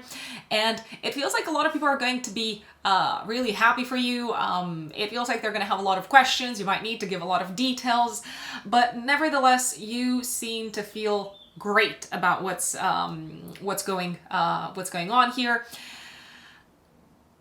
The first week of June is also fantastic time for you, Leos, to take advantage of Jupiter making nice aspects from your 11th house to Pluto. It's a great time to go out into the world, to connect with like-minded individuals, to connect with the people that really speak to your soul, to connect with the right community that can help you literally transform your life, Leos. It's a great time to become part of clubs, of organizations, to connect with people who have the same passions and hobbies that you have, to connect with people who are interested in the same things that you're interested in, to learn together with a community of people, to study, to share thoughts, opinions about a topic that you're all into, that you're all passionate about. it feels like your social circle is going to be expanding tremendously over the next year, Leos, and you're probably going to get a glimpse of this, like a very significant glimpse of this, in the first week of June. You could be making new friends, you could be entering into new organizations, communities, clubs, and so on. If you are single, I do have a piece of advice, but you can obviously ignore it. I mean, you don't have to take my advice, you don't have to take anyone's advice. If you're single and if you're looking to meet someone, or if you're looking to get into a relationship, first week of June, especially from the 3rd until the 6th, 7th, I would say go out into the world, because you could meet someone, your friends could introduce you to someone, or you could just like bump into someone that is going to change your life at a concert or something like that. You might also have reasons to like share the good news with the world when it comes to your children. If you've got kids, Leos, the good news connected with their education, the good news connected with their great, I don't know, like exam results or things like that.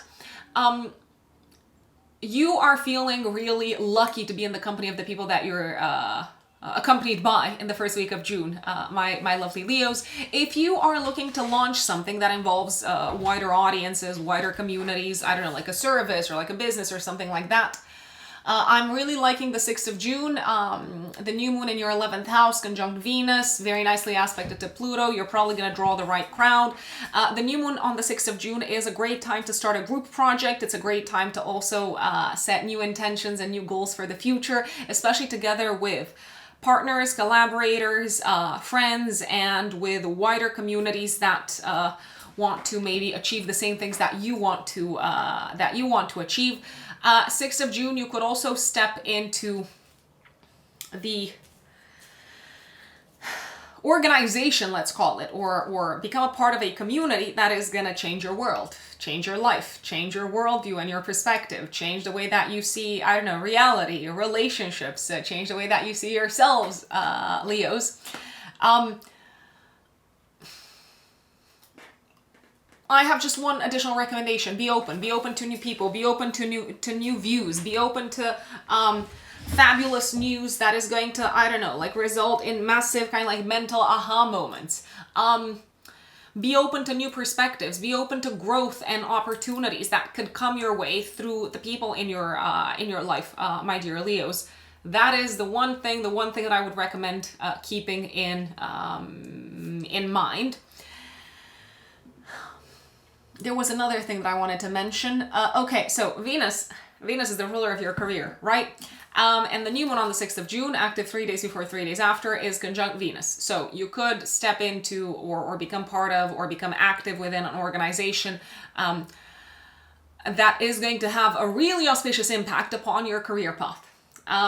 It also feels like a time when you could start a new project together with a group of people in the professional space. I feel like you're going to benefit from this career-wise quite a lot in the long term. So celebration, new friends, wider group, wider social circle, that's the theme. Now, I want to say this. I like the first week of June, then after that, there are a few days in June that I don't like.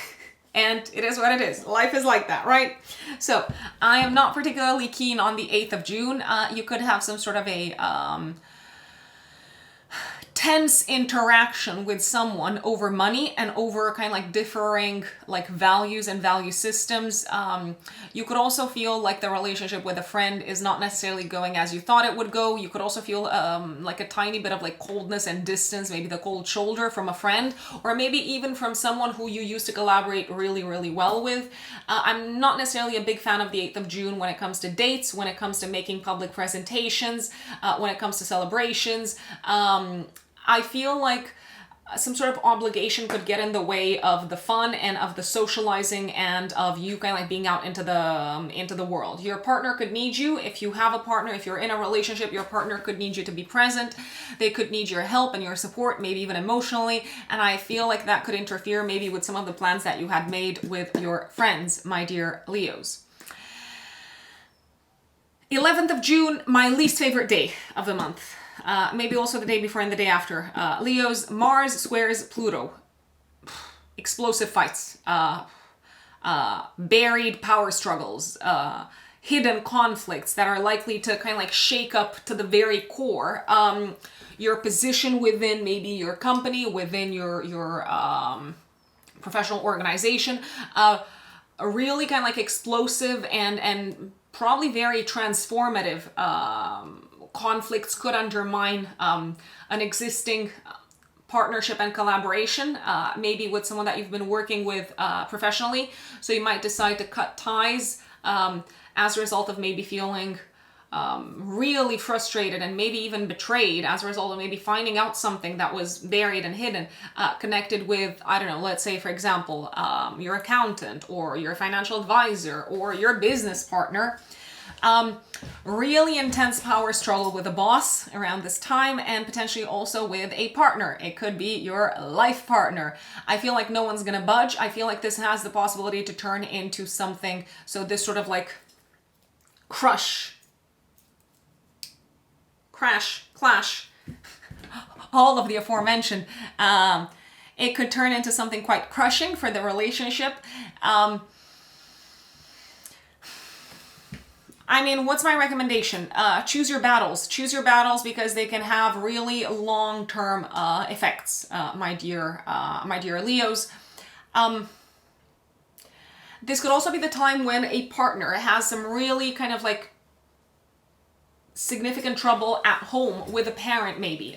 For example, a parent might, I don't know, like be in an accident, God forbid. We don't have to think about the worst, but maybe, I don't know, they've cut themselves or they've experienced, I don't know, an issue at home that resulted in some sort of a hurt or like a wound in some shape or form. The 11th of June would definitely be a time when I would stay away from sharp tools, when I would stay away from heat, and also when I would stay away from challenging those in power.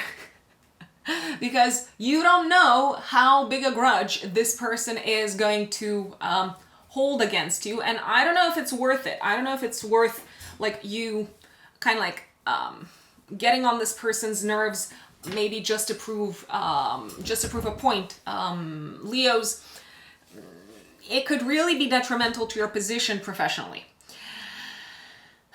I don't like the 12th of June either. But before I go to the 12th of June, let me say this. 9th of June until the 20th of July, Mars transits your house of career. What does that tell us? It's telling us that you're putting a lot of energy into professional matters. It might feel like you need to take the lead when it comes to many kind of like professional like projects.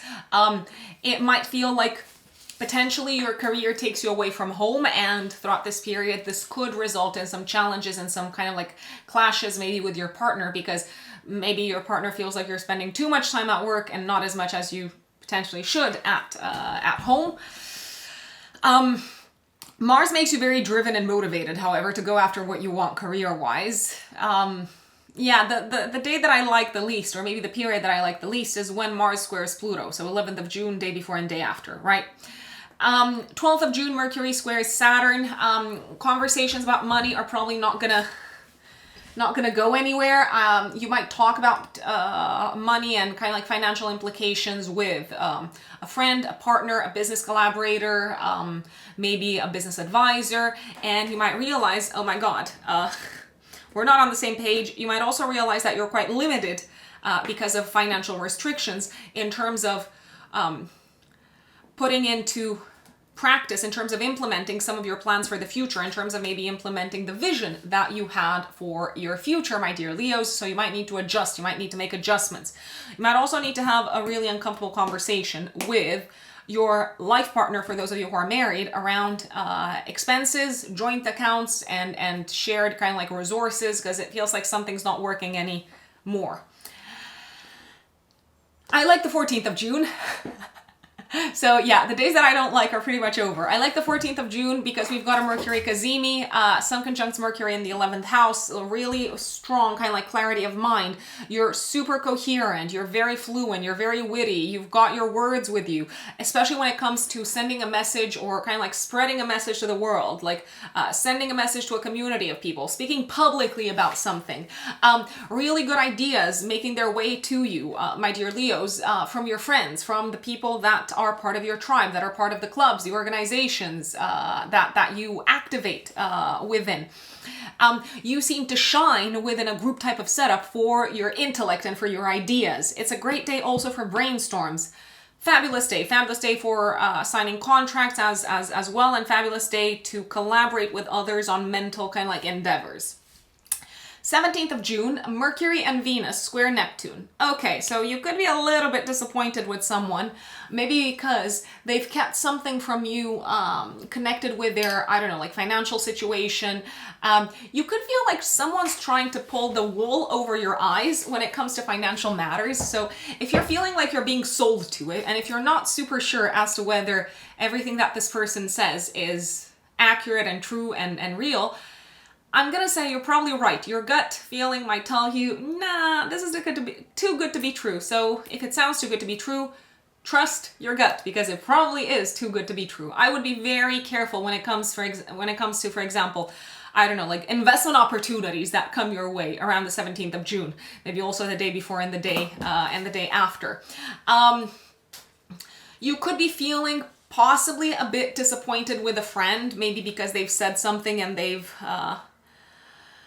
I don't know, not kept their word, or you realize that they're being quite lax when it comes to committing to something that they said that they would do. Not the best day maybe for social events, social occasions, for going out. I mean, if you do go out, if you do attend any sort of like social occasion or social event, be prepared to be hurt by what someone says. Hurt in what sense? Like, they might hurt your feelings, but maybe because you don't want to cause a scene, or because you don't want to, I don't know, like ruin the good mood, you might not say anything, but you're probably going to remember this person and maybe decide to dissolve the connection that you have with them. And you might even be right to do so. Now, same day, 17th of June, Mercury and Venus move into your 12th house. Venus is going to transit your 12th house until the 11th of July. I feel like this is the perfect time for you, my dear Leos, to take a break, to go on holiday, to relax, to spend time away from the world with your family, with your loved ones, maybe even to spend time at home, to cook, to, yeah, just like, I don't know, like water your plants, watch the grass grow or whatever, or like, yeah, I think that's what they say. You might feel like you want to retreat from the world and just kind of like spend maybe some time throughout this period in the bosom of your family and surrounded by caring, empathetic, kind, really considerate, really loving energy. The type of energy that one would expect to find at home. It doesn't necessarily mean that we find this at home. Right? You might also enjoy throughout this period, 17th of June until the 11th of July, Leos, activities of a spiritual nature, for example, like meditation or like going on a retreat, something along those lines, and maybe even reading or learning about these types of topics. 22nd of June, give or take 3 days before, 3 days after, full moon activating your 6th house, 12th house axis. Nice aspect to Mars in your 10th house of career. I mean, I think you're completing a job, you're completing a project, you're completing it successfully. You've taken the reins, you've led this, and your leadership has probably proven to be the type of leadership that was needed to make this project a reality. I feel like you're delivering the goods somehow. So you're delivering on a project. You're kind of like sharing this with the team. You're sharing this with clients. It feels like the work is done somehow, and it's taken a lot of energy. It's taken a lot of stamina. It's also taken a lot of I feel navigating through murky waters when it comes to finances. So not being sure whether you're going to have enough money or you're going to have enough resources or enough budget to finalize this project. But ta-da! The good news is that you managed to make it. Some of you could be leaving behind a job around this time because you are, I don't know, starting your own thing or starting your own business. Some of you could be ending a chapter work-wise when it comes to collaborating with a certain team, with a certain community of people, and maybe now you're moving on to something else. I feel like this is also a time when you're wrapping something up in terms of your health. So if maybe around like 6 months ago, you've started working on your health, you've started implementing like healthier habits and things like that. If you've also started working on the link between your emotional health and your physical health approximately 6 months ago, you might see some really, really, really positive results around the time of this full moon, 22nd of June, 3 days before, 3 days after. So essentially the hard work and the effort might have been all worth it. Even though sometimes emotionally, at least, you might have felt a little bit despondent. You might have felt like, this is really hard. Why do I have to be vulnerable? Why do I have to open up about like my feelings? Why do I have to like acknowledge my weaknesses? But I'd say it's all worth it. And 26th of June, there could be some good news connected with your investments. If you've got investments, you could also receive an unexpected financial gift, or some good news connected with maybe your retirement fund, or any sort of like money that you're putting aside or that you're saving. Also any maybe money that is owed to you, potentially. 26th of June is also a great day to do a lot of mental work behind the scenes in private, and you're probably going to get things kind of like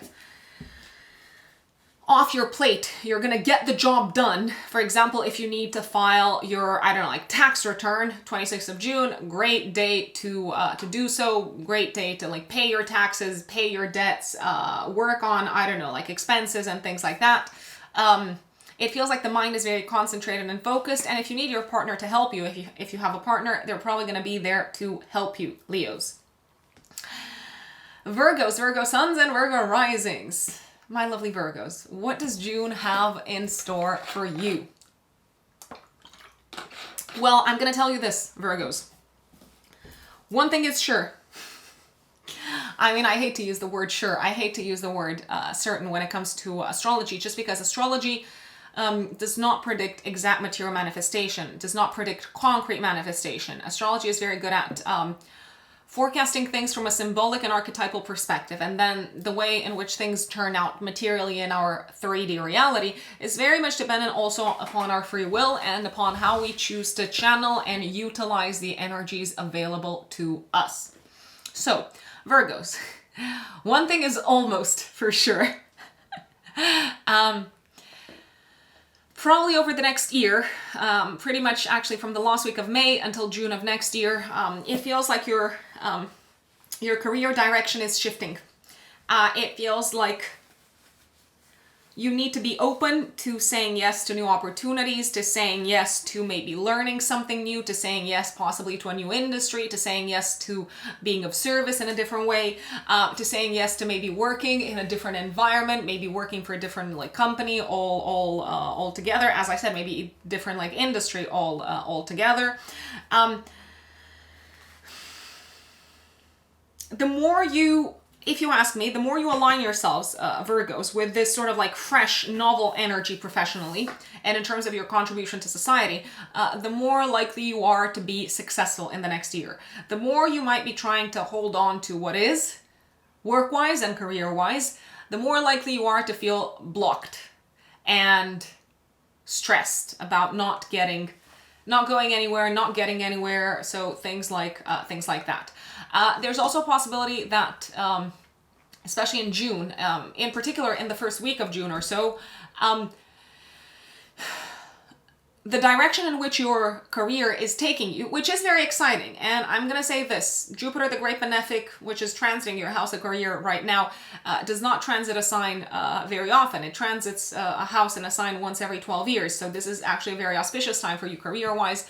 But essentially, your new career direction might also take you away from home more, or it might require you to revisit your home and family and living situation. So for example, if you've been, I don't know, I'm going to give a random example. If you've been a stay-at-home mom, with Jupiter in your 10th house of career, Jupiter also rules your 4th house of home, you might have to find, I don't know, like a babysitter, or you might have to send your kids into nursery, or yes, basically make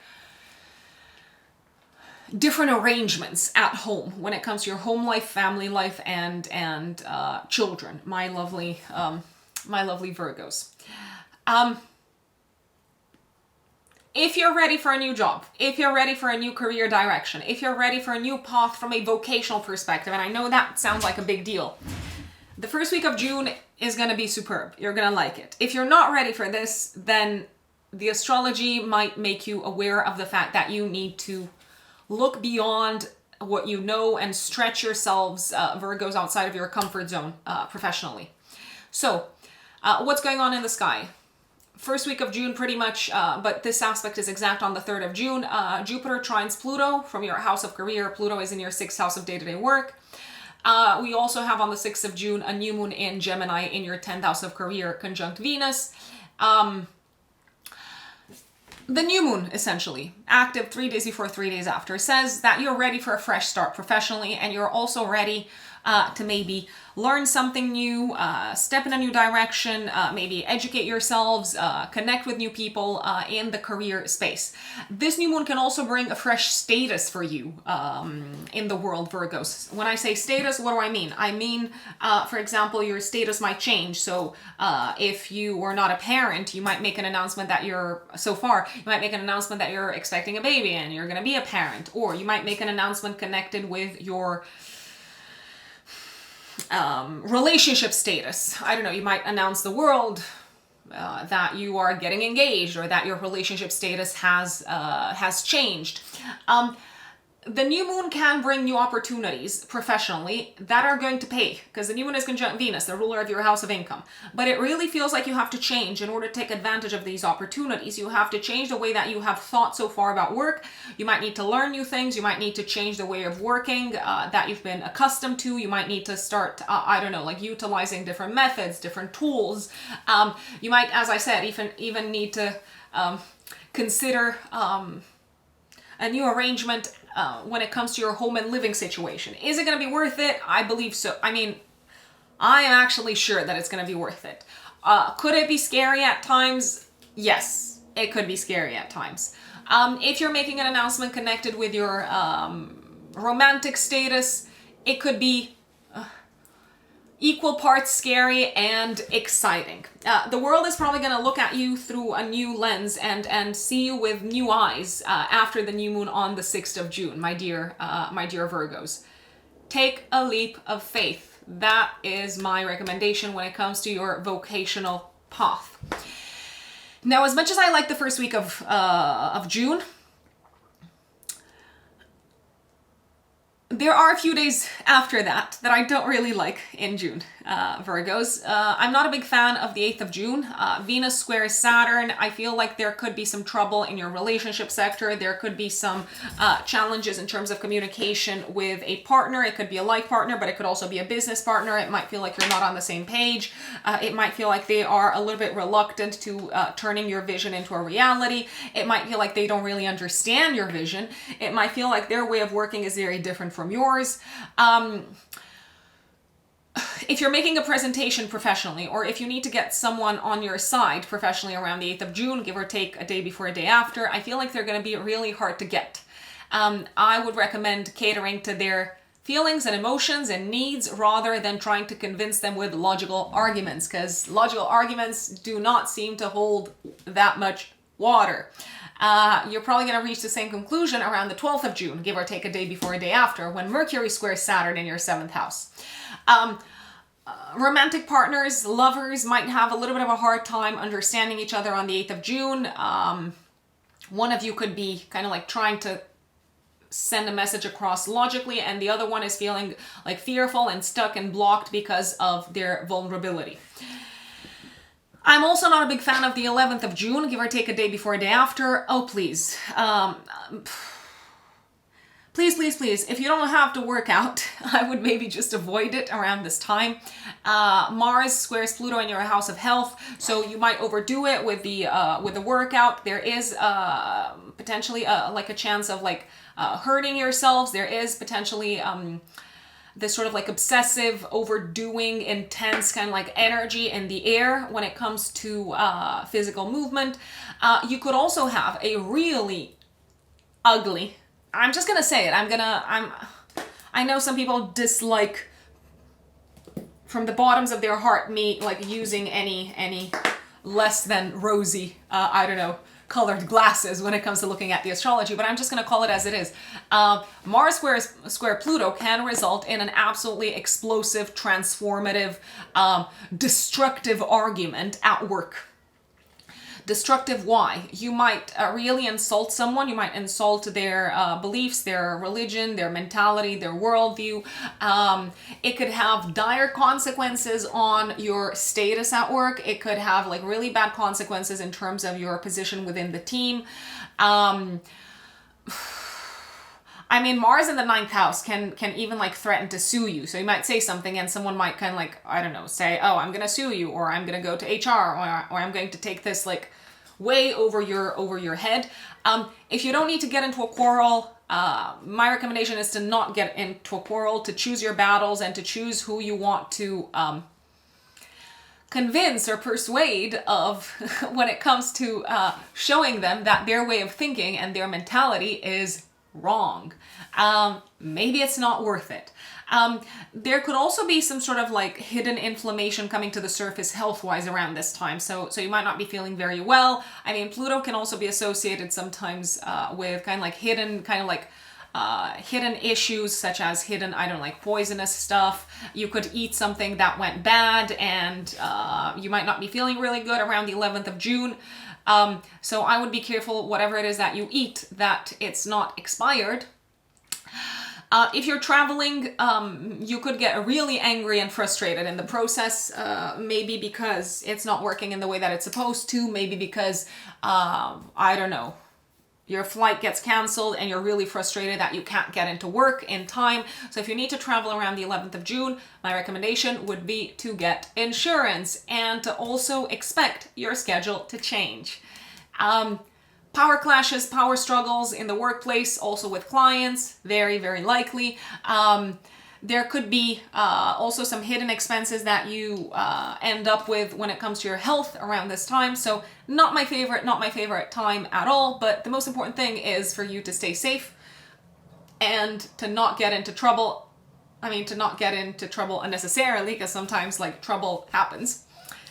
That's what I'm thinking. Now, 12th of June, it just feels like talking to someone, especially in the professional space, is really tedious. And you might also feel like your partner, if you have a partner, for whatever reason, they're being a little bit reluctant, and maybe they don't come across as being super, super supportive of your ideas and maybe of your new path professionally. Now, it doesn't mean that they're not supportive in general. It might just be a matter of having to like sit down with them and address their fears and ask them, okay, where's this coming from? What are you really worried about? Something along those lines. 14th of June, finally a great day, a great day. Sun conjunct Mercury in your house of career. So you're probably going to shine in the professional space for your ideas, for your intellect, for your vision, for your way of working, my dear Virgos. And you're probably going to feel really, really appreciated in this space. You might also feel like you've got a lot of clarity in terms of where you're headed professionally and feel really confident about this. Fantastic news if you're waiting for news from a boss. It's probably going to make its way to you. I'm loving this. I'm absolutely loving this. It's a great day also to sign maybe a new business partnership or to say yes to that job offer.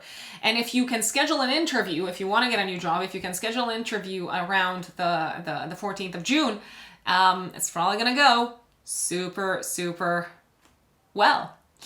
17th of June, Mercury and Venus square Neptune.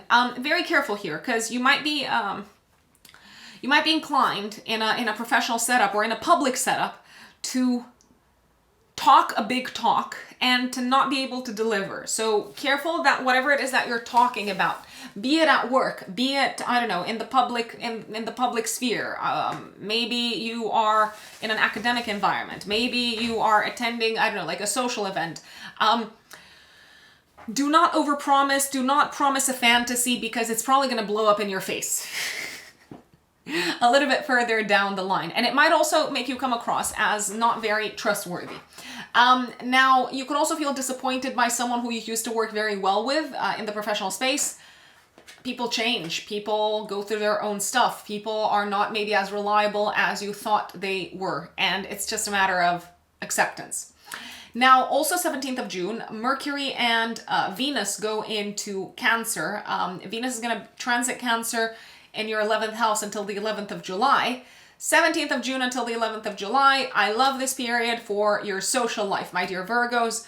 Go out, meet with friends, I don't know, like spend money on social events and social occasions, go to that concert, take your mom out, take your family out, because social activities are likely to feel very, very enjoyable throughout this period, almost as if you are getting a little bit of balm for the soul. You could also be reconnecting with friends from the past, friends from childhood throughout this period, and I'd say you're feeling pretty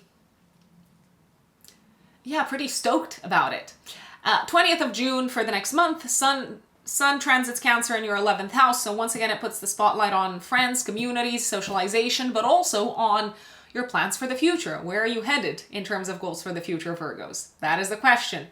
Now, the full moon on the 22nd of June, active 3 days before, 3 days after in Capricorn, is probably going to bring to your attention the same topic. Where are you headed in terms of plans for the future? Now that you have accomplished one of your big goals, it feels like this full moon points towards an accomplishment, some sort of an achievement of a long-term goal. Something that you worked really hard for, something maybe that involved collaboration with others, that involved the partnership, that involved like working in tandem with someone else, that involved maybe overcoming kind of like some sort of like blocks and difficulties in regards to other people that were involved in this project. You did it. I even feel like it could be a good idea to, I don't know, like celebrate together with this community of people, to celebrate together with this group of people. It's a great time for you to, I don't know, surround yourselves, Virgos, with the people who are really going to appreciate the hard work that you've done. It is a time for partying also. First work and play, and then party, right? This full moon activates your 5th house of fun and enjoyment, so the spotlight is placed on fun and enjoyment and partying and celebration. It's a well-deserved, I hate to use this phrasing, but I feel like sometimes it's easier for us to enjoy a celebration when we know that we've gotten the hard work out of the way. So that's exactly what this full moon feels like a well-deserved time to enjoy yourselves. My apologies, Virgos. Now, for those of you who have been trying to conceive, to have a baby, this full moon could bring news of pregnancy.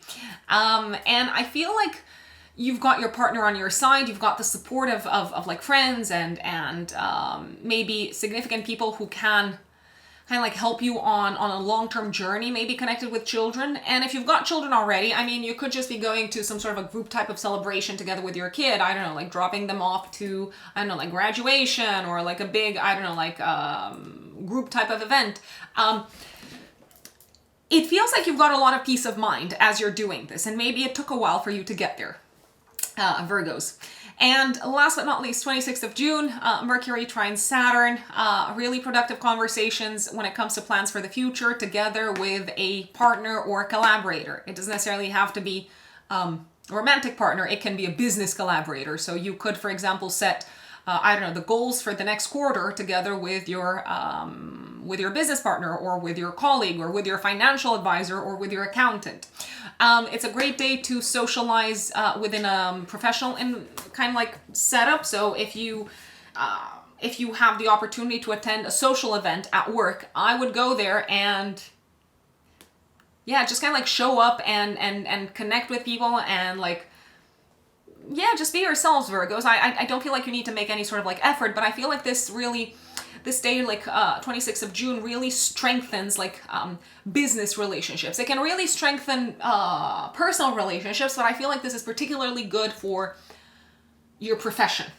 That's what I'm looking at. And 29th of June, Saturn goes retrograde in your house of relationships. So there's going to be a few months coming up where it might feel like collaborators, partners, anyone that you're in a one-to-one relationship with, such as, I don't know, like a personal trainer, a counselor, or a coach, it might feel like they're going to go back to some kind of like old issues that they have experienced in the past that might have caused a little bit of like difficulty within your relationship. And that is June, my dear Virgos. My dear Libras, Libra suns and Libra risings. What does June have in store for you, my lovely Libras? Well, I said this before, I'm going to say it again. I like the first week of June. I like it a lot for various different reasons. But for you in particular, Libras, the first week of June puts the spotlight on your 9th house and your 5th house. What does that mean? So we're going to have a new moon on the 6th of June, active 3 days before, 3 days after, activating your 9th house, conjunct Venus, your chart ruler. And Mercury, the ruler of the new moon, is going to trine Pluto in your 5th house of fun, enjoyment, children, passions, hobbies, and creative projects. So I feel like the new moon is putting the spotlight on a new start, on a fresh start, especially when it comes to your worldview and your mentality and your belief system, my lovely Libras. It feels like your worldview is expanding. It feels like your perspective upon life is expanding. It feels like you're becoming wiser, dare I say so. It feels like you're looking at life and at yourselves, Libras, from a different standpoint, from a more kind of like, from a broader standpoint. So it feels like your perspective has widened. It also feels like your mentality is changing. So your set of beliefs is changing, and that becomes very, very clear when it comes to your relationship with your physical body, Libras. There might be this feeling that someone new is coming into your life to teach you how to have a better relationship with your physical body and how to generally have a better relationship with yourselves, Libras, how to value yourselves more, how to appreciate yourselves more. There could actually be a mentor coming in the first week of June, but especially around the 6th of June, give or take 3 days before, 3 days after. So there could be someone coming into your life, maybe an unlikely mentor. Now, they don't necessarily have to wear the label teacher, mentor, guide. They could, but it's not mandatory. So you could welcome a new mentor into your life, Libra, that completely kind of like shifts your perspective and kind of like teaches you to think differently, teaches you to connect with what's important and what's meaningful for you in a completely different way. I dare say that those of you who have been maybe expecting news from abroad or from a court of law or maybe anything connected with traveling, residency, visas, you're probably going to get good news around the 6th of June, give or take 3 days before, 3 days after. If you're traveling in the first week of June, which you might actually, so there's actually a strong emphasis on the 9th house, which is associated with long distance traveling. This might be a very enlightening experience. This might be a very illuminating experience. An experience that changes the way that you look at the world, an experience that changes your relationship with yourselves, maybe also an experience that changes your relationship with your children, for those of you who have children. You could also discover whilst traveling that you love something, that you're very drawn to a topic, that you're kind of like really passionate about something, and you could feel inspired to maybe study that topic more. It does feel like the first week of June is a week of revelations in terms of what makes you happy and what brings you joy and what makes life exciting and entertaining and thrilling. First week of June could also bring news. They could be generally very good news, but they might involve a drastic change. Connected with your children, especially your children's studies, Libras. So you might hear that, I don't know, your child has been accepted into, I don't know, this like famous, like, I don't know, like MBA or something like that. But in order to pursue it, they have to move across the ocean or something along those lines. If you're traveling in the first week of June, Libras, which, as I said, it's very likely, you're probably going to enjoy it. Really kind of like enjoyable experiences. You might connect with people who are very friendly. You might make friends actually whilst traveling. If you're traveling with friends, overall, it's probably going to be a very positive experience and, once again, a very enlightening experience. If you've been thinking about studying something, if you've been thinking about studying something new, you might have an epiphany in the first week of June, especially around the 6th of June, 3 days before, 3 days after, and decide, yes, this is it. This is what I want to study. This is what I'm really into. This is what I'm like very passionate about.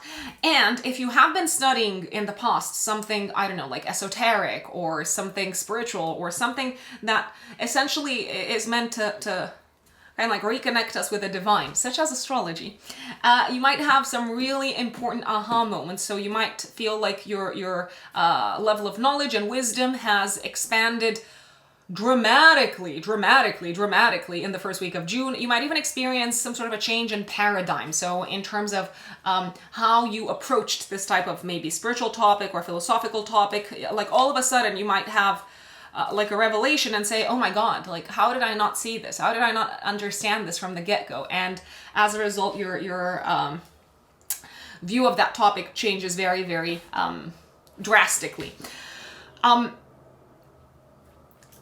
As much as I like the first week of June, there are a few days a little bit later in June that I'm not super excited about. So, 8th of June, Venus squares Saturn.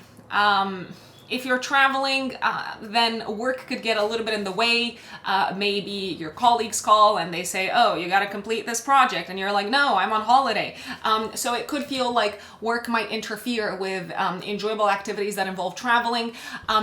You could also experience difficulty 8th of June, day before and day after, in a relationship with a colleague or a coworker or a client. And these difficulties could be due to different mentalities, different worldviews, the different cultures, possibly also maybe different cultural backgrounds, very, very likely.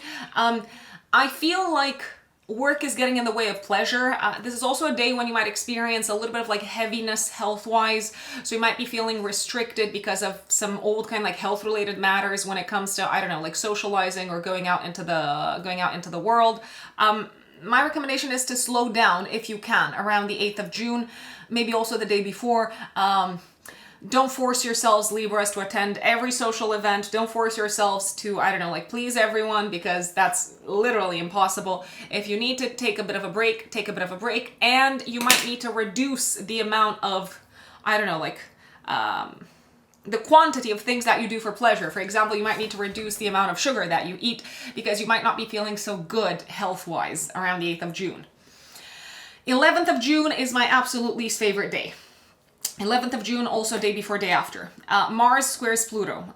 Massive kind of like explosive quarrel or conflict with a loved one, a romantic partner, possibly even a child. You might hear something really distressing connected with a child, maybe something that they've hidden from you. It could be something connected with the group of people, the community of people that they're a part of. For example, you could hear that your child has been bullied or something like that, or that they have suffered some form of attack, even though it may not necessarily be physical, but it could feel like an attack towards your child, and you could feel like really you're probably fuming, like literally, like there's no words. You're like a volcano erupting, Libras. But careful, because you can't just go after the person who's maybe been bullying your kid, because you might get entangled into some sort of like more complicated kind of like situation and dynamic, and it could blow up in your face, or it could end up impacting your child even more. So you have to tread very carefully. Don't rush into a conflict, even though you might be very, very, very enraged. You could also feel betrayed by someone around this time, especially betrayed by someone that you love, especially when it comes to money. They might have hidden something from you. They might have also hidden something from you connected with intimacy and romance. So you could actually feel betrayed by someone romantically, I wanna say. It's not mandatory, but yeah, I'm not really liking this. You could discover some sort of secret that basically undermines a romantic relationship around the 11th of June. A partner could be going through a really hard time. I'm gonna say this. It feels like this this aspect is more about your partner, especially if you're in a relationship. If you're not in a relationship, you can ignore this. But if you are in a relationship, your partner could be in the spotlight. They could be going through some sort of suffering. They could be hurt in some shape or form. I would recommend, if you have a partner, maybe that you advise them to, I don't know, not race cars on this day, 11th of June, day before and day after, and not rush to work, not engage in any sort of like dangerous sports or games, because Mars-Pluto is very dangerous. Mars-Pluto can be explosive. Mars-Pluto can be kind of like hidden enemy that is looking to attack. So that's how it can manifest. I am not keen on this. And power struggles are also very likely. Conflicts within relationships that involve money are very, very likely.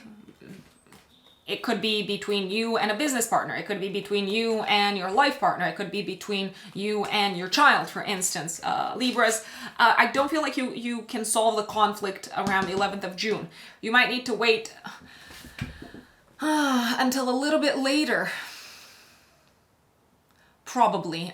Maybe, I don't know. I'm thinking about the 22nd of June. There might be a way to figure out the issue and find some sort of a win-win kind of like solution that works for all parties involved. Careful when it comes to dangerous entertainment around the 11th of June, day before and day after. And also, Please forgive me if I sound like your internet mom. For those of you who are single, the 11th of June is not necessarily, and also the day before and day after, it's not a good time to go on a date. I mean, if you do go, I would recommend, for example, not walking at home alone at night, for instance. I would recommend being extra cautious about the possibility of danger.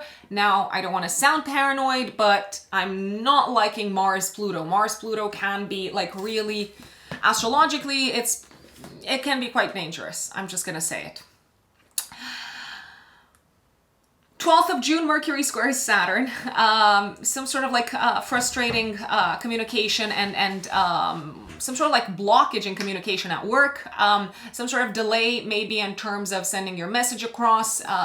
You might also feel like you can't get the job done because of someone else being quite slow in communicating. There could also be a feeling of having to work really hard on something work-wise that involves, I don't know, like paying attention to like tedious like laws or like really like boring like rules or things like that.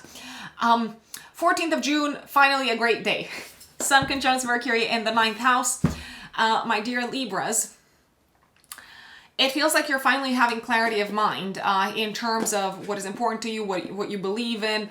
You might finally have clarity of mind also in terms of your goals for the future. It's a great day to travel. It's a great day to sign legal contracts. It's a great day to launch a marketing campaign, to speak publicly, to attend a social and kind of like cultural event, maybe to also present your thesis, to take an exam. So great day for all of these.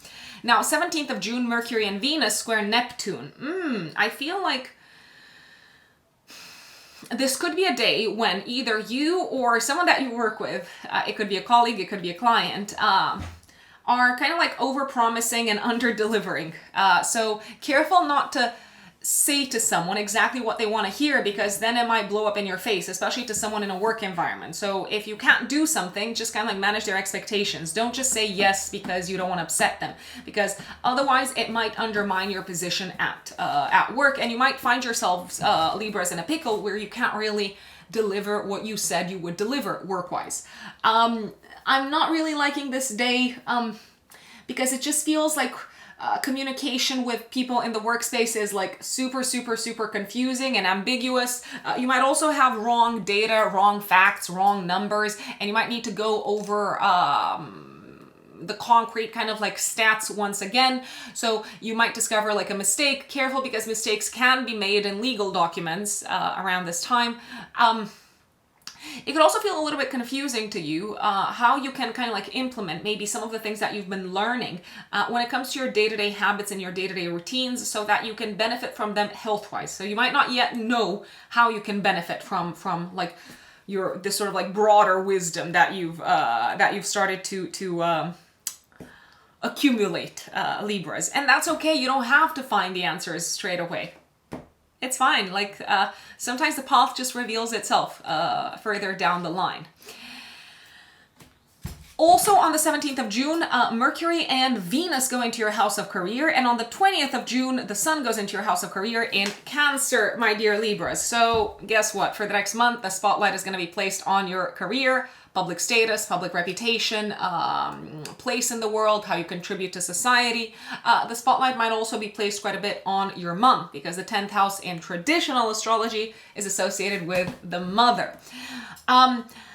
I'm liking the period from the 17th until the 17th of June until the 11th of July, with Venus transiting your house of career, because it feels like it's very easy for you to reach mutually fulfilling agreements with people in positions of power. It's very easy for you to be very kind of like liked and charismatic and magnetic in a professional setup. And generally, you're likely to really enjoy being out into the world, not just in the professional sphere, but like out in public whilst Venus is transiting your 10th house.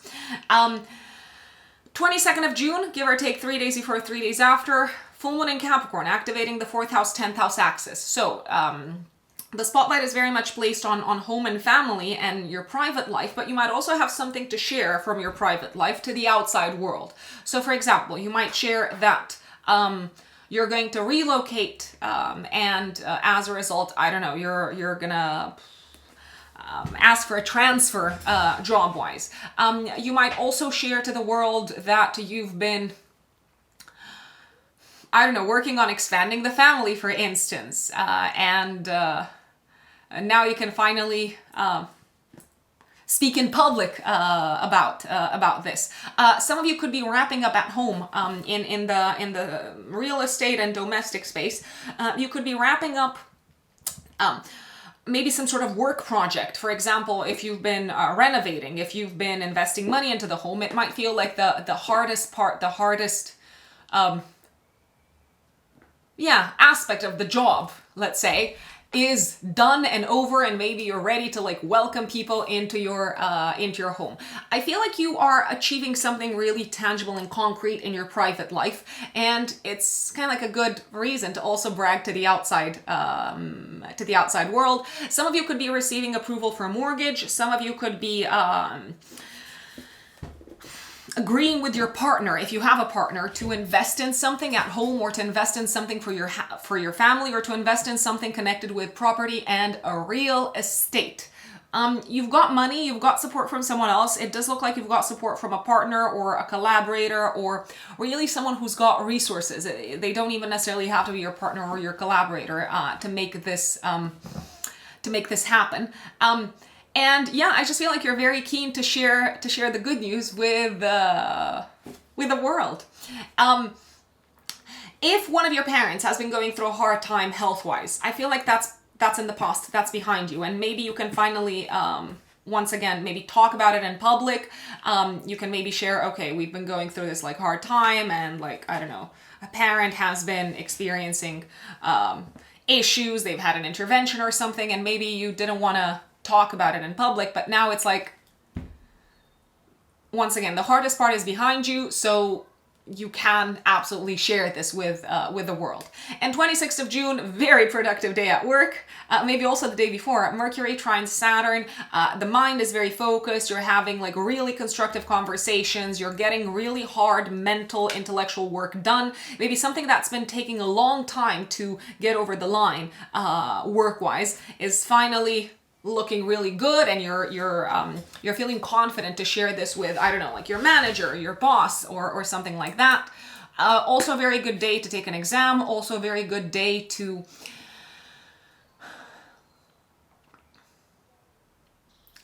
I'm gonna say to get someone on your side by resorting to kind of like speaking from the heart and speaking from like a place of care almost, but maybe in a professional, in the professional space.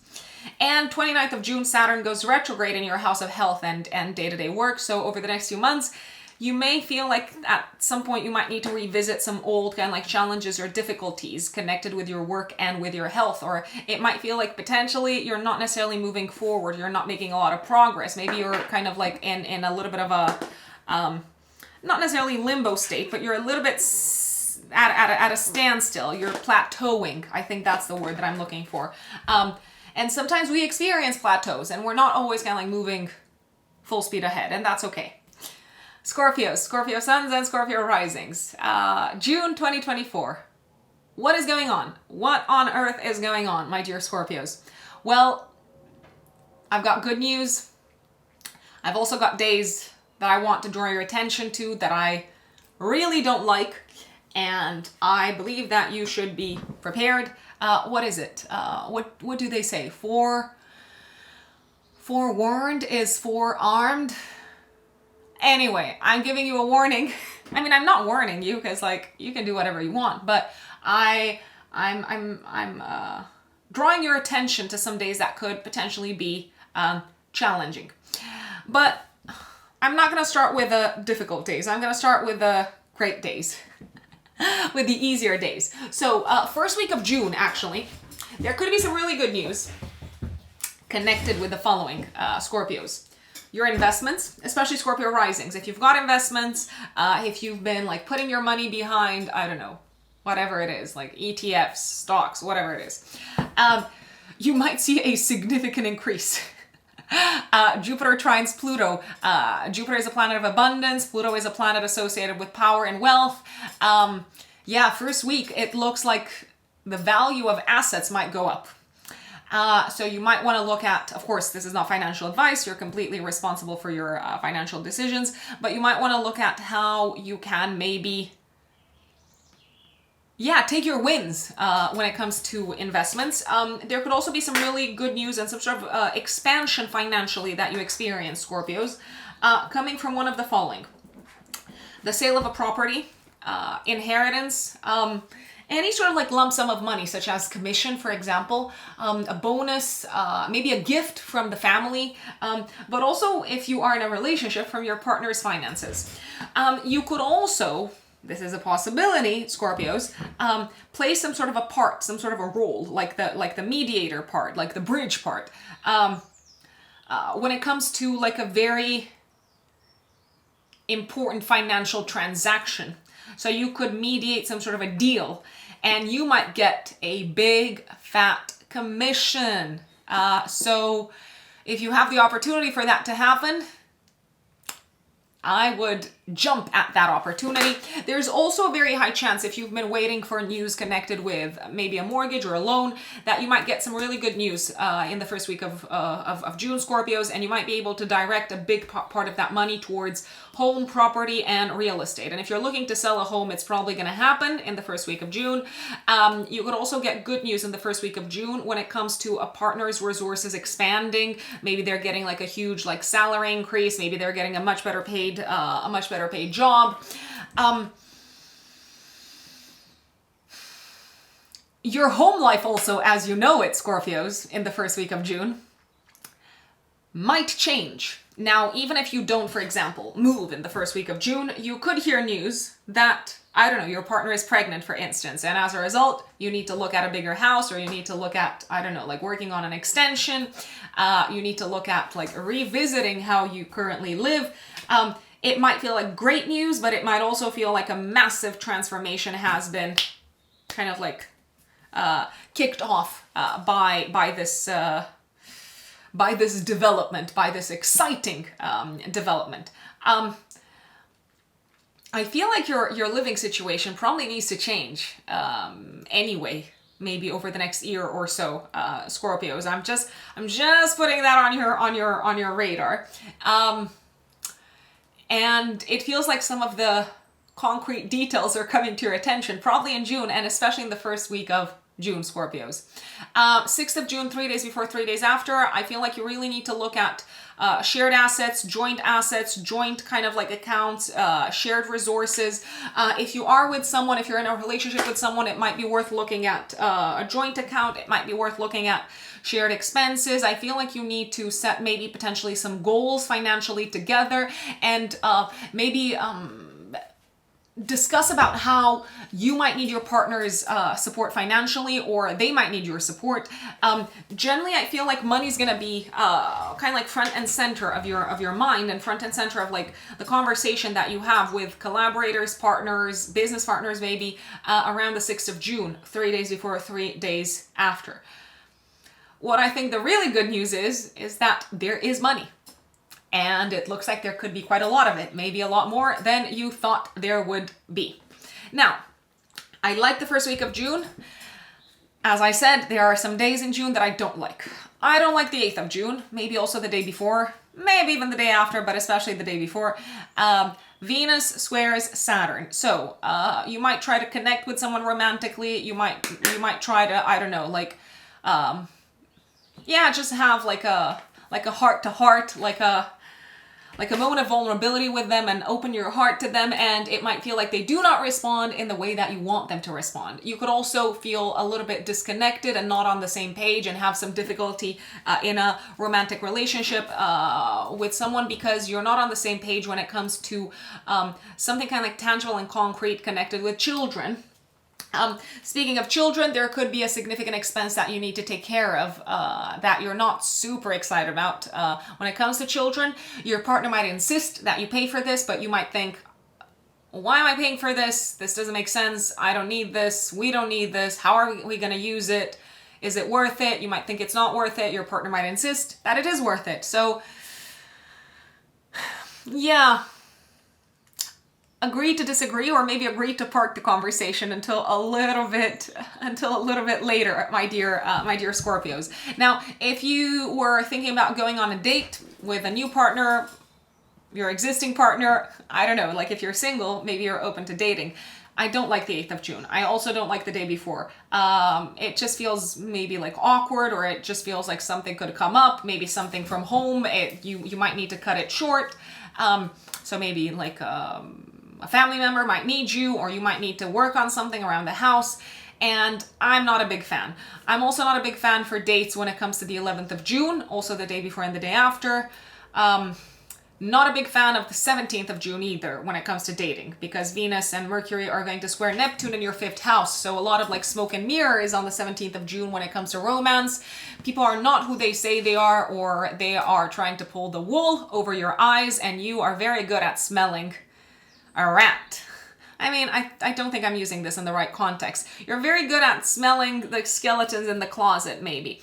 But even you could fall prey to an illusion sometimes, Scorpios. I know that you're really perceptive, but sometimes if someone says what you want to hear, you might fall prey to something that is not really true. And you could also be disappointed in someone romantically. I wanna say 17th of June, there's also a possibility that you might end up overspending on I don't know, like a date, or on some sort of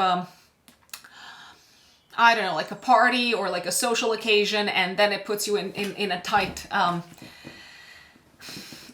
spot. I'd say it's not a good day, the 17th of June, to get intimate with someone either.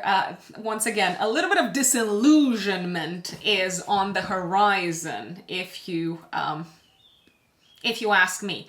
And there could also be kind of like no limits on this day when it comes to having fun, and then you might end up regretting. So I don't know, you might overdrink, or you might kind of like stay out for too long, and then the next day you're like super tired.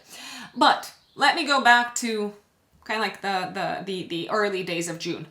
9th of June until the 20th of July, Mars transits your 7th house. What does that tell us? It tells us that you might experience others over the next, what is it, like 6 weeks, as being very demanding, and maybe even pushy, and maybe even impatient, and maybe also just kind of like antagonistic and in the mood for a fight.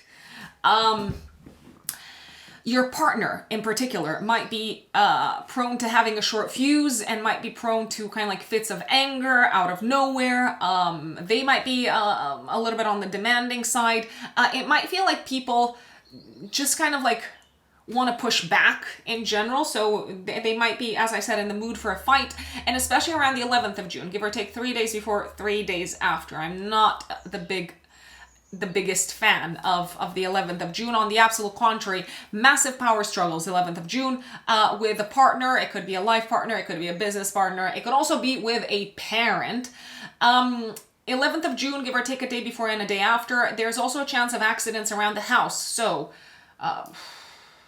anything involving like fire, or sharp tools, or heat in general.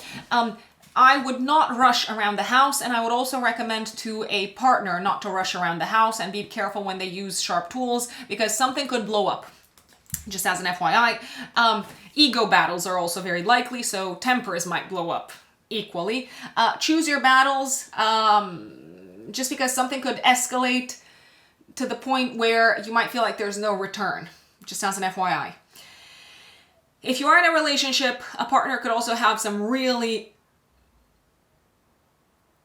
significant trouble at work, Scorpios. I will say this. I don't know if you can do anything about it. Maybe just kind of like listen, and maybe not get angry with them, because they are already angry themselves. 12th of June, Mercury squares Saturn. Maybe just kind of like having a hard time in terms of like having fun, maybe having a hard time in terms of communicating with a child, but also maybe communicating with a family member. having a hard time when it comes to addressing like a very serious matter, just because the other person is not open to talking about what they feel, talking about what they've been through. You might feel like you're hitting a little bit of a wall, so communication can be a little bit difficult on this day. You might also feel like, for example, you need to do your taxes rather than, I don't know, spend time with your kid, and you could be a little bit frustrated by that. So duty first kind of thing. 14th of June, Sun conjuncts Mercury. Mercury Cazimi in the 8th house. Fabulous time when you're having clarity of mind in regards to the following. How you want to transform your career path, how you can make more money out of like significant deals professionally in the professional space, who maybe you should collaborate with in the professional space, who you should talk to, who you should reach out to. Great day to sign financial contracts. Great day to talk to a partner about money. It could be your life partner, but it could also be your financial advisor. And great day to maybe talk to your boss about a bonus, something along those lines. 17th of June, Venus goes into Cancer until the 11th of July. I mean, this is a great time to travel, especially long distance. You might also feel like it's particularly enjoyable to connect with people when you're attending maybe like cultural events, or when you're, I don't know, going to like museums or like theater plays or things like that. Great time to maybe travel with family, possibly. The relationship with a partner is likely to improve if you get away from home and maybe you kind of like go for a short trip. And you might also feel like relationships with mentors, guides, teachers, and anyone in the legal space, be it like lawyers, attorneys, judges, is actually significantly improved. 20th of June, for the next month, the Sun activates your 9th house. In Cancer once again. So again, the spotlight is kind of like placed on long distance traveling, your connection with foreign lands and foreign countries, and maybe any sort of like involvement that you've got with courts of law or legal institutions, my dear Scorpios. From the 20th of June for the next month, you might also have to travel for career purposes, or if you do travel, you might feel like your career is very much on your mind. 22nd of June, give or take 3 days before, 3 days after, full moon in Capricorn, activating your 3rd house, 9th house axis in a nice aspect to Mars in Taurus. Oh, I feel like you're getting some sort of like really good result when it comes to an exam, when it comes to maybe completing like a chapter of learning and studies.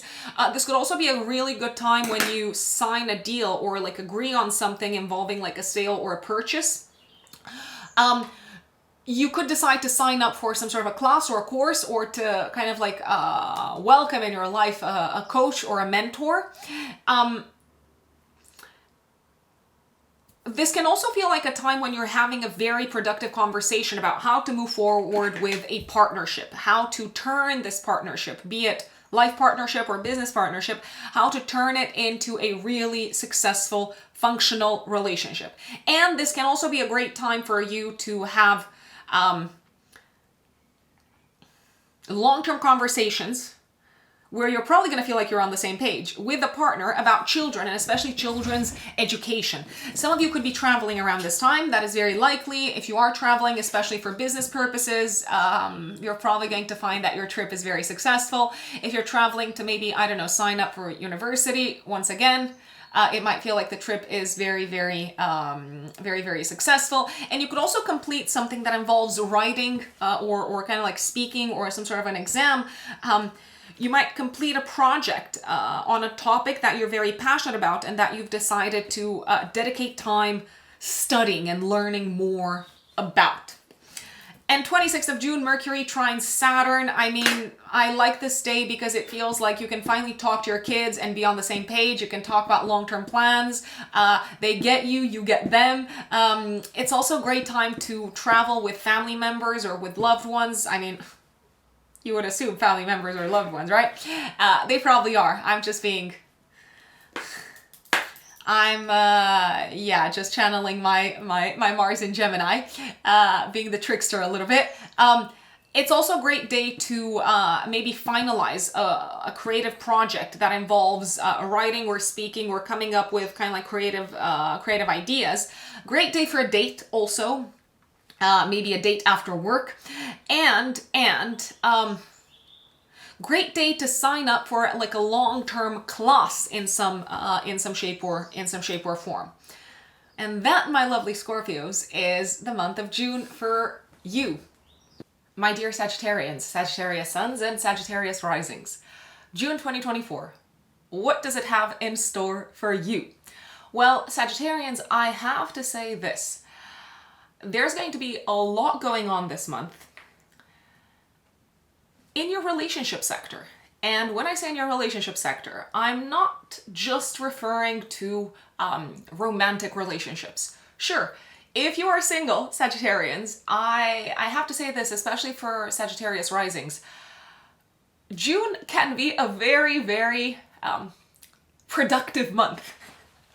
In what sense productive? So essentially, folks, if you're open to meeting someone new, if you're open to entering into a relationship, if you're open to dating, if you are keen to welcome someone in your lives, June is actually looking really good, and the energy in the sky is very, very supportive of you connecting with new people. And I'm also gonna say just kind of like having options relationship wise.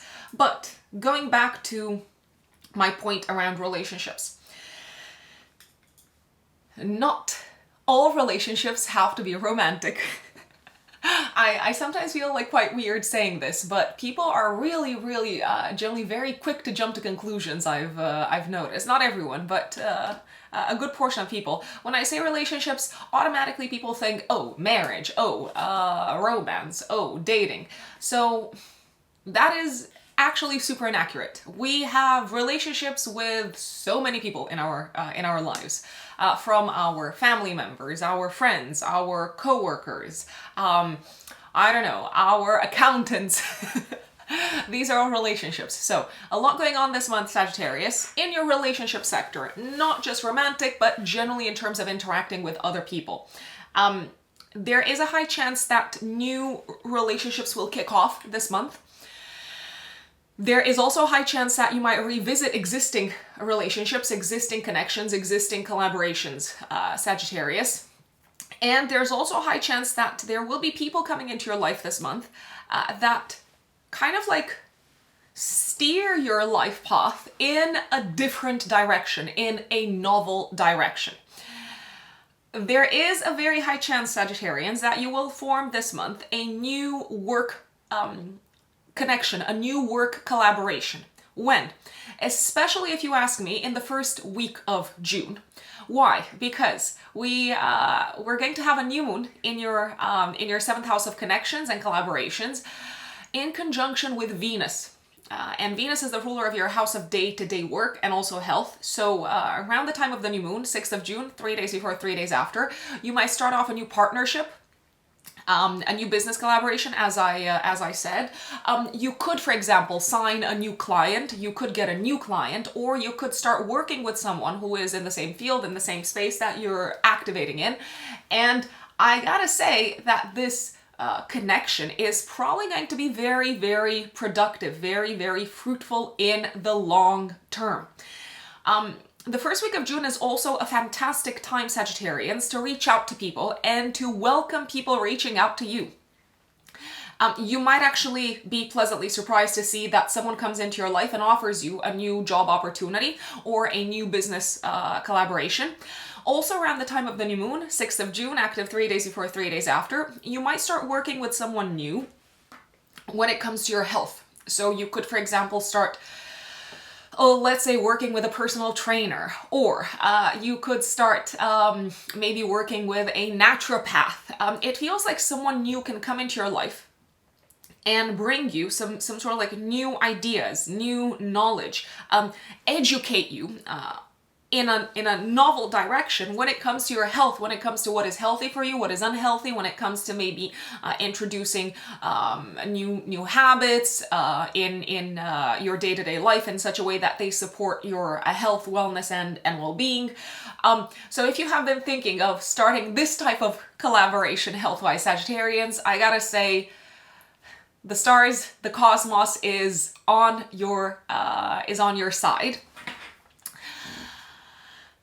I do, however, also want to flag that this is also a good time, the first week of June, to maybe do some research. Do some research on who you maybe need to bring on your side when it comes to maybe advancing professionally. Do you need a career coach, for instance? Do you need an advisor? Do you need a financial advisor maybe? And if you start doing the research, you're probably going to find someone who is very good, who is right up your street, I mean, metaphorically speaking, who basically gets you, who understands where you're coming from, and who has a lot to offer in terms of ideas, in terms of knowledge, in terms of kind of like changing your mindset around something connected with your work and with your career. And last but not least, some Sagittarians might actually be headhunted. So you might have like a recruiter reaching out in the first week of June, especially around the 6th of June, give or take 3 days before, 3 days after. Someone might reach out and say, you know what, I've got just the perfect position for you.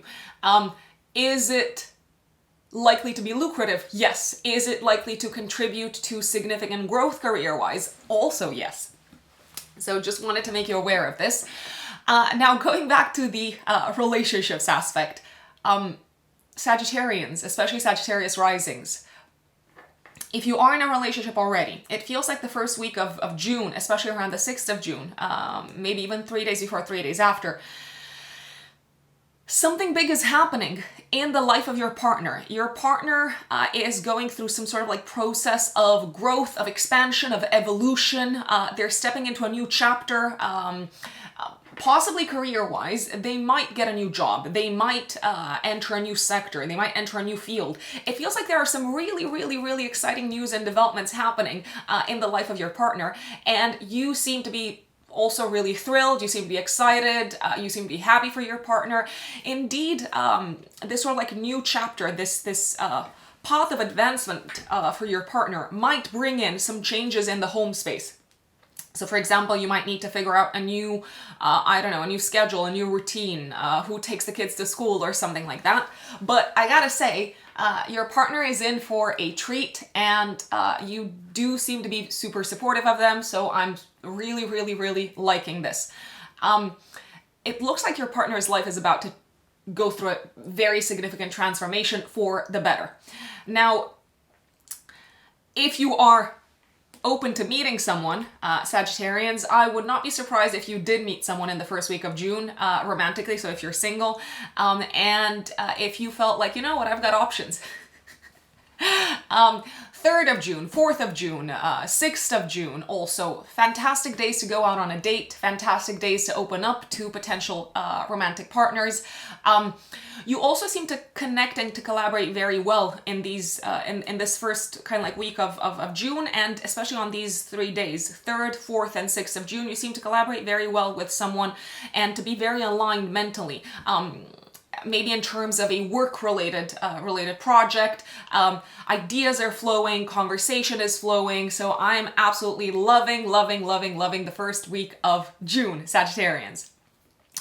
8th of June is not my favorite day because Venus is squaring Saturn, so this could feel like a day, maybe also the day before and the day after, when a relationship is going through a tiny little bit of a harder time, maybe a relationship with a parent, maybe you're feeling a little bit misunderstood, maybe they're not feeling eager to, collaborate with you on a matter that is important to you. A parent could be going through a bit of a harder time, and maybe you feel possibly a bit sad for them. There could be some sort of like issue that they're experiencing, probably not long-lived, but just around this time, they could be experiencing an issue maybe at work or connected with their health. It feels like also on the 8th of June, you might need to deal with responsibilities at home and not necessarily just kind of like enjoy the blossoming connection that you have with someone. 9th of June until the 20th of July, Mars, planet of action, goes into your 6th house of health and work. So you're probably going to be very driven, very motivated, like really active in terms of putting energy into both your work as well as your health in general. So you might feel like you're ready to hit the gym. You're ready to be like really active on a day-to-day basis. You might also feel really keen to bring your creative ideas into your workspace and into specific work-related projects. Throughout this period, from the 9th of June until the 20th of July, you're probably going to be a little bit in a rush to get things done at work. The problem with being in a rush is that you may be a little bit more antagonistic than usual when it comes to interacting with colleagues and clients and the people that you need to work with on a day-to-day basis. You might come across a tiny little bit as pushy, as being kind of like pushy and demanding. If you work by yourself, or if you work alone, or if you have a lot of autonomy and freedom in the work that you do, it shouldn't be a problem. But if you don't, then I would kind of like remember to slow down a little bit, because people might not move at your own pace. Also, from the 9th of June until the 20th of July, I would be careful when it comes to health-related habits that involve physical movement, physical action, also heavy tools, heavy machinery, hot kind of like tools, hot machines, and also when it comes to using hot maybe like machines or machinery or tools in the workspace, because Mars can be very inflammatory, and Mars can be also a tiny little bit accident prone. And one particular period that might be a little bit accident prone in terms of using, as I said, like hot tools or maybe even sharp tools. 11th of June, also day before and day after, when Mars squares Pluto. So here I would not be in a rush when it comes to, I don't know, using something sharp at work. I would also slow down when it comes to working out, because there is a chance of hurting yourselves, Sagittarians. Mars can go wrong when you push too much, too hard in one go.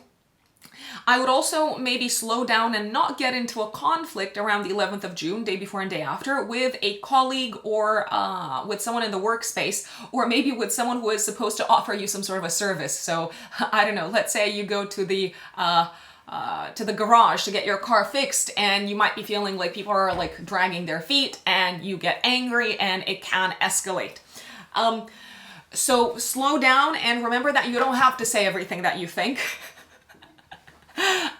Sagittarians sometimes suffer from a severe foot in the mouth kind of like type of issue. So they just kind of like say what they think without filters, and it can come across as abrasive, or it can come across as I don't know, like self-righteous or patronizing. So careful what you say, because you could rub someone the wrong way in the workspace, but also someone who's supposed to offer you a service around the 11th of June, day before and day after.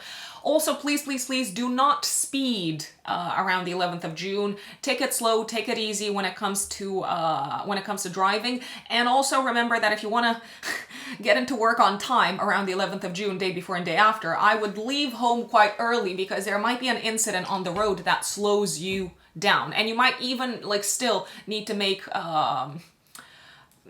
I don't know, like different arrangements around this date. Also, very careful if you do drive. If something needs to be replaced, something that could get heated up in the car, I would replace it before the 11th of June, because Mars Pluto can result in like something kind of like bubbling up under the surface and then blowing up. I mean, it's not mandatory, obviously, but if you know that you need to change your tires, for example, I would not wait until the 11th of June. I would change them beforehand. 12th of June, Mercury squares Saturn, possibly a difficult conversation that needs to be had either with a family member or with a partner. 14th of June, Sun conjuncts Mercury. We've got a Mercury Cazimi. I love this. It feels like you're reaching some sort of an agreement with either a family member, a partner, or a boss. Even though maybe a few days before you were not necessarily on the same page, now you seem to have clarity of mind, and you seem to find this sort of like way of working together. 17th of June, Mercury and Venus square Neptune. Okay, so you know I told you, go out on dates, have fun, like focus on relationships this month. 17th of June doesn't necessarily look great for dating, just because someone might try to present themselves as something that they're not. You might also be a tiny little bit disappointed in someone on this day. It could be a family member, it could be a partner. what they say could hurt you, or you could say something that hurts them. They could potentially be disappointed in you. Careful for kind of like misleading and confusing, careful when it comes to confusing and misleading conversations around the 17th of June, maybe also the day before. Mercury and Venus on the 17th of June enter Cancer in your 8th house of shared assets, shared resources, transformation, intimacy, other people's money, investments, and especially with Venus from the 17th of June until the 11th of July transiting this part of your chart, I dare say that you're probably going to enjoy the sector of intimacy quite a lot. And Venus in this sector of your chart can also attract gifts, as well as opportunities maybe to put your money and to invest into something that belongs to someone else. Venus also kind of like softens any sort of like, or smooths the relationship between you and someone else when it comes to maybe some sticky matters, some kind of like challenging matters, possibly around money. So Venus comes in and it just feels like you can find a middle path, you can find a middle ground, you can find a way to work together, even though maybe you had some disagreements on a matter connected with money, or just like a sticky topic in general. It could be something connected with home and family life. Cancer season starts from the 20th of June for the next month, and it illuminates your 8th house. So the spotlight is being placed on taxes, debts, your partner's resources, intimacy, investments, but also like secrets, I have to say. So some things might be coming to the surface.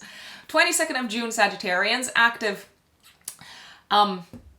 3 days before, 3 days after, we've got a full moon activating your financial axis, really nicely aspected to Mars in your house of day-to-day work. I feel like you're getting paid for a project here. You could also be reaching some sort of a financial agreement. You might need to spend some money on something connected with your health. It could be your health, it could be your children's health if you have kids. But it does feel like you've got the money. It does feel like it's money well spent. It feels like it's an expense that maybe you knew was coming, and this could also be the time when you clear off some debt, I'd say. So you seem to be in a good position financially, and you might clear off some outstanding debt. And 26th of June, Mercury trines Saturn. This is a great day to do like really hard mental work at home, and it's a great day to maybe kind of like write a long presentation from home. It's also a great day to talk about long-term projects and goals together with a family member, maybe also with a partner, to talk about money, to agree on how you're going to tackle some expenses. And it does feel like you're going to be on the same page, Sagittarians. And 29th of June, Saturn goes retrograde in your house of home, family, and living situation. So over the next few months, you might need to kind of like go back over some old like issues or challenges that still need to be solved and fixed when it comes to your home life, family life, or property sector. And now let us move on to Capricorns, Capricorn suns and Capricorn risings in particular. Capricorns, June is incredibly busy. I don't know what your plan is. I don't know what you were thinking of doing this month, but June is gonna bring a lot on your plate, work-wise especially. So it does feel like there's gonna be a lot of like comings and goings work-wise, meeting a lot of new people, connecting with new people. There's also a very high chance that this month, with the new moon activating Jupiter in Gemini in your house of day-to-day work, there's a high chance that you might start learning something new in the workspace, maybe developing a new skill, developing educationally in such a way that you can be of service in a novel way in the workplace to other people. It does feel like your mind is very eager to absorb new information, and especially information that can be implemented in a practical way in your day-to-day life, either at work or in your day-to-day kind of like habits, when it comes to your day-to-day habits and routines. So you could, for example, feel like really excited to maybe learn more about nutrition, learn more about how your body responds to certain, I don't know, like foods, nutrients, and so on. There's also a high chance, Capricorns, that some of you, especially Capricorn risings, might be starting a new job this month, especially in the first week of June, especially around the 6th of June, give or take 3 days before, 3 days after. You might also feel super, super keen to maybe expand your remit when it comes to your existing job. So possibly take on new responsibilities, maybe work with a new team, maybe work with a team that is based abroad, and this could bring an element of traveling into your work. But I can tell you, you're busy, you've got a lot on your plate, and you've got a lot to learn, and a lot of new people coming in, Capricorns, work-wise. Is this likely to also result, so this sort of like change, very significant change, kind of like a lot of like new information, new people, new connections, work-wise, is this likely to also result in auspicious developments financially? Yes, yes, and yes once again. Now, some of you might be thinking, Rux, I'm not starting a new job. Like, what are you talking about? What are you on about? You may feel inspired to learn something new, to start learning something new that in the long term is going to result in an increase in your income. So remember that astrology is symbolic. It doesn't predict concrete manifestation. It tells us how to align ourselves with the cosmic energies. And the cosmos is definitely shouting at you, Capricorns, especially Capricorn risings. Time to be of service in a new way, time to stretch yourselves work-wise, and you can do that by accepting a new job, by opening up to new opportunities, or by developing a new skill. And as I said, you're probably going to benefit from this, including from a financial perspective. Maybe you're not going to see it straight away, but there might be already signs that it's going to happen. So, what am I liking? I am liking the new moon on the 6th of June, 3 days before, 3 days after. New job opportunity, actual new job, maybe working with a new team, starting to work with a new team, maybe starting to work on projects that you really like that are also going to like teach you something new. There could be possibly a new course that you need to enroll upon in the first week of June, especially 6th of June, 3 days before, 3 days after, Capricorns. This course seems to be quite practical, and you seem to be eager to like implement whatever it is that you learn in your day-to-day work quite immediately. You might also learn as you start doing things, I'd say. There could also be someone reaching out to you and saying, I've got just a job opportunity for you. It might require you to use more of your creative talents, Capricorns. I feel like you're going to be very excited because the new one is going to conjunct Venus, and Venus is the ruler of your 5th house of enjoyment. So whatever is coming up work-wise, Capricorns, I love it, and I would definitely recommend that you consider it. And the new moon is also nicely aspected to Pluto in your house of income, so this can have a really long-term, transformative for the better effect upon your income. Now, health-wise, you might start a new health regimen, Capricorns, around the 6th of June, active 3 days before, 3 days after. That's when the new moon is likely to be felt. You may start working with someone new health-wise. You might join maybe a group of people, a community of people that are interested in health, and that can kind of like help you on your journey, and that you can also connect with on your journey of health, wellness, and well-being. And I do feel like this could be the time, the first week of June, when you start directing more consciously some of your resources, time, money, energy. So money is not the only resource that we've got. Time is probably the most important one. You might start directing more of your resources to improving your health and to kind of like jumping on a health streak. Now, Capricorns, I want to flag this. Jupiter expands anything that it touches, and Jupiter is going to be transiting your house of health pretty much for the next year until June of 2025. If you don't consciously approach your healthy habits or your unhealthy habits, your habits in general, if you do not consciously approach the area of health with kind of like a new mindset, with an openness to do new things, to try out new things, to learn new things, then Jupiter can expand existing health-related issues, just as an FYI. So I always say work with the energies rather than just like letting things happen to you and then wondering, oh my God, like why do I now need to go to, I don't know, like the doctors and like get all of these health checks? That's why, because Jupiter expands everything that it touches. I particularly like in the first week of June, the 3rd, the 4th, and the 6th of June, really auspicious days for anything that has to do with work, health, and money. And there is this sort of like strong aspect of collaboration that I've mentioned. So don't do it alone, Capricorns. Welcome other people in. Now, two of my least favorite days are the 8th of June and the 11th of June.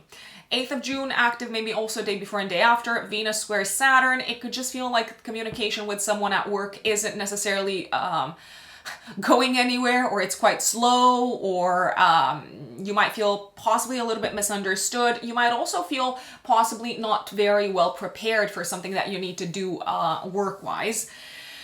So you might have a tiny little bit of a self-worth challenge. It also feels like you're not necessarily speaking the same language with someone, I wanna say, metaphorically speaking. So don't give up. Just kind of like give it a little bit of time and ask for more details, and don't be afraid to actually speak up, Capricorns.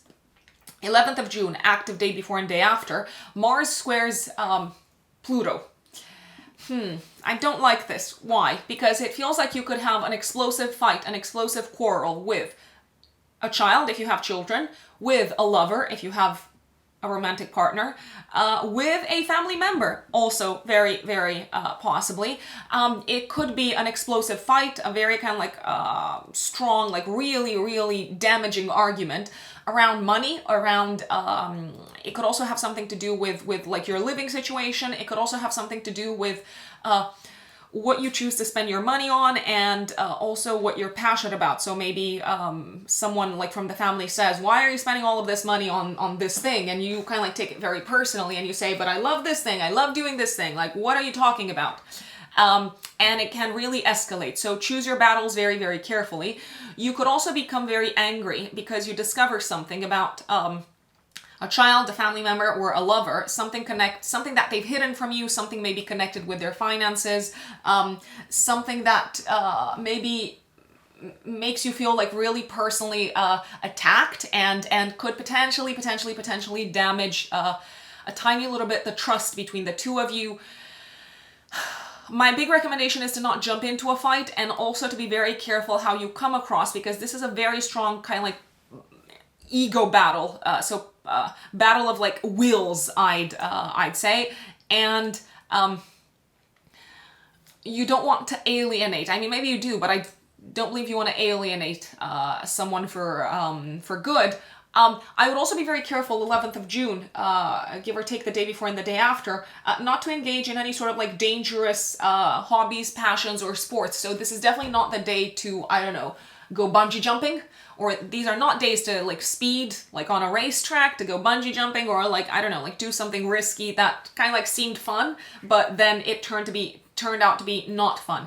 And if you're single, I would definitely not go out on a date 11th of June, day before and day after, because someone might, I mean, Mars Pluto, I see this as quite stalkerish behavior that could actually be a tiny little bit dangerous. And if you do go out, I don't know, if you do go out, have fun, like attend the party around the 11th of June or something like that, please stay safe and don't walk in the dark by yourselves, Capricorns, because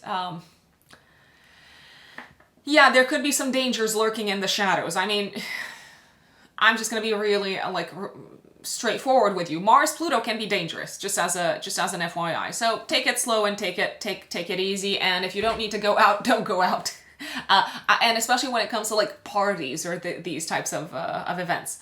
Now, Mars from the 9th of June until the 20th of July is going to be transiting your 5th house. So you're going to be very like motivated to put a lot of like time, energy, and to be kind of like super active when it comes to enjoying yourselves, when it comes to having fun, when it comes to directing your energy also towards your passions and your hobbies. Mars in the 5th house might also be very kind of like impulsive about behaviors that involve an element of gamble, and behaviors that could be kind of like testing your luck, so to speak. I mean, a great way to use this energy is to maybe work out, maybe to kind of like do like fun things that involve the physical body. The only exception would be 11th of June, day before and day after. You could also be very driven and motivated to find someone to get involved with romantically, which is not a bad idea, especially if you're single, but I would pay attention to the 11th of June, day before and day after. When it comes to children, if you have kids, your kids might come across as a little bit more bellicose and antagonistic throughout this period, especially around the 11th of June, day before and day after. They seem to be eager to express their demands, and if they are not getting their demands met, then they could like dig their heels in and just be very like stubborn and sometimes really annoy you, my lovely Capricorns. 12th of June, some sort of a delay on the road possibly, maybe an issue on the road. A meeting could also get canceled at work. You might also be late for work, so do leave home in time. You might get frustrated with something connected with a delivery, but on the 14th of June, things actually seem to get solved. You might also hear news that something needs to get fixed or replaced around the 12th of June, day before and day after, connected with your car or with your preferred means of transportation. So something could be old and no longer functioning. 17th of June, Mercury and Venus square Neptune, confusing conversations at work, also confusing information when it comes to maybe your health. How should I put it? Don't action something work-wise or health-wise until you know exactly what it is that you're dealing with, Capricorns, because you might go off on a tangent and then realize that you've spent your like time and energy in a completely different direction than the one that you were expected to spend it in. So don't rush into, I don't know, like solving an issue at work. Just kind of like get more details, I'd say. Also 17th of June, maybe also the day before, I would not necessarily eat seafood. There could be some sort of like potential health issue coming up connected with water or with seafood, so I would just maybe avoid it. Mercury and Venus enter Cancer in your 7th house of relationships on the 17th of June on the same day, and Venus is going to be transiting your house of relationships all the way until the 11th of July. 17th of June until the 11th of July, relationships are likely to work really, really nicely and well, and partners and collaborators, not just romantic partners. I really want to emphasize this because people sometimes get fixated on romance. Romance is great, and I love it, and I am all for it, but I'm referring to relationships in general, interactions maybe with colleagues, with collaborators, with your kids. So relationships are likely to experience like a really like easy, smooth time from the 17th of June until the 11th of July. Other people are likely to be quite nice to you, as I said, quite accommodating, quite eager to please, and it is also a really good time if you wanted to take your partner out on dates, if you wanted to kind of like do something nice and romantic for your partner. They're probably going to really, really, really appreciate it throughout this period. Cancer season starts on the 20th of June. For the next month or so, the spotlight is going to be strongly placed, my lovely Capricorns, on other people in your life. Partners, collaborators, advisors. 22nd of June, active 3 days before, 3 days after, we've got a full moon in Capricorn, activating your 1st house, 7th house axis. A really kind of like nice time for you when it comes to feeling lucky and quite happy with how a collaboration or partnership or relationship has turned out. Basically, this could be the time when you wrap up a collaboration, when you finalize maybe a creative project that you've worked on together with someone else. This could also be the time when you just like really like celebrate something together with a romantic partner, something connected with your kids or something connected with your home life. It feels like your relationships both with your significant other, as well as with family members, are in a really good place. And if there has been any sort of like bad blood, if there have been any issues, it feels like they're getting resolved. If you are in a relationship and you've been trying for a baby, this could be a time when you get that sort of like result, that sort of like outcome of like hearing news of a pregnancy, I'd say. It is also a really good full moon to take a breather and to just enjoy the company of the people that you love and of the people that you have in your life. I repeat, if you are in a relationship, it could be a great time to take your partner out on a date, or to say yes to them wanting to take you out on a date. If you want to get into a relationship, if you're open to that and you're thinking, I don't have someone in my life, 22nd of June, also 3 days before, 3 days after, is actually a really nice time to meet someone and to say yes to an invitation. 26th of June, Mercury trines Saturn, a really like a superb day, a very productive day when it comes to getting a job done together with someone else, a job that maybe involved like bringing your kind of like minds together and your ideas together. You could sign a very important contract. You could seal the deal, as they say.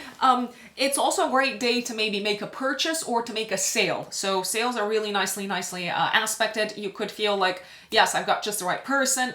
This could also be the time when someone helps you fix a problem, like solve an issue connected with your car or with your preferred means of transportation.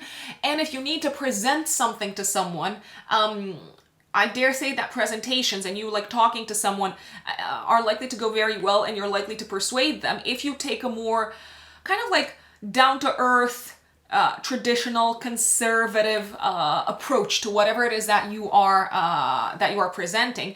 And I would also not shy away from kind of like tugging at their heartstrings and kind of like appealing to their feelings. They're probably going to really appreciate you like taking into account their feelings and their emotions.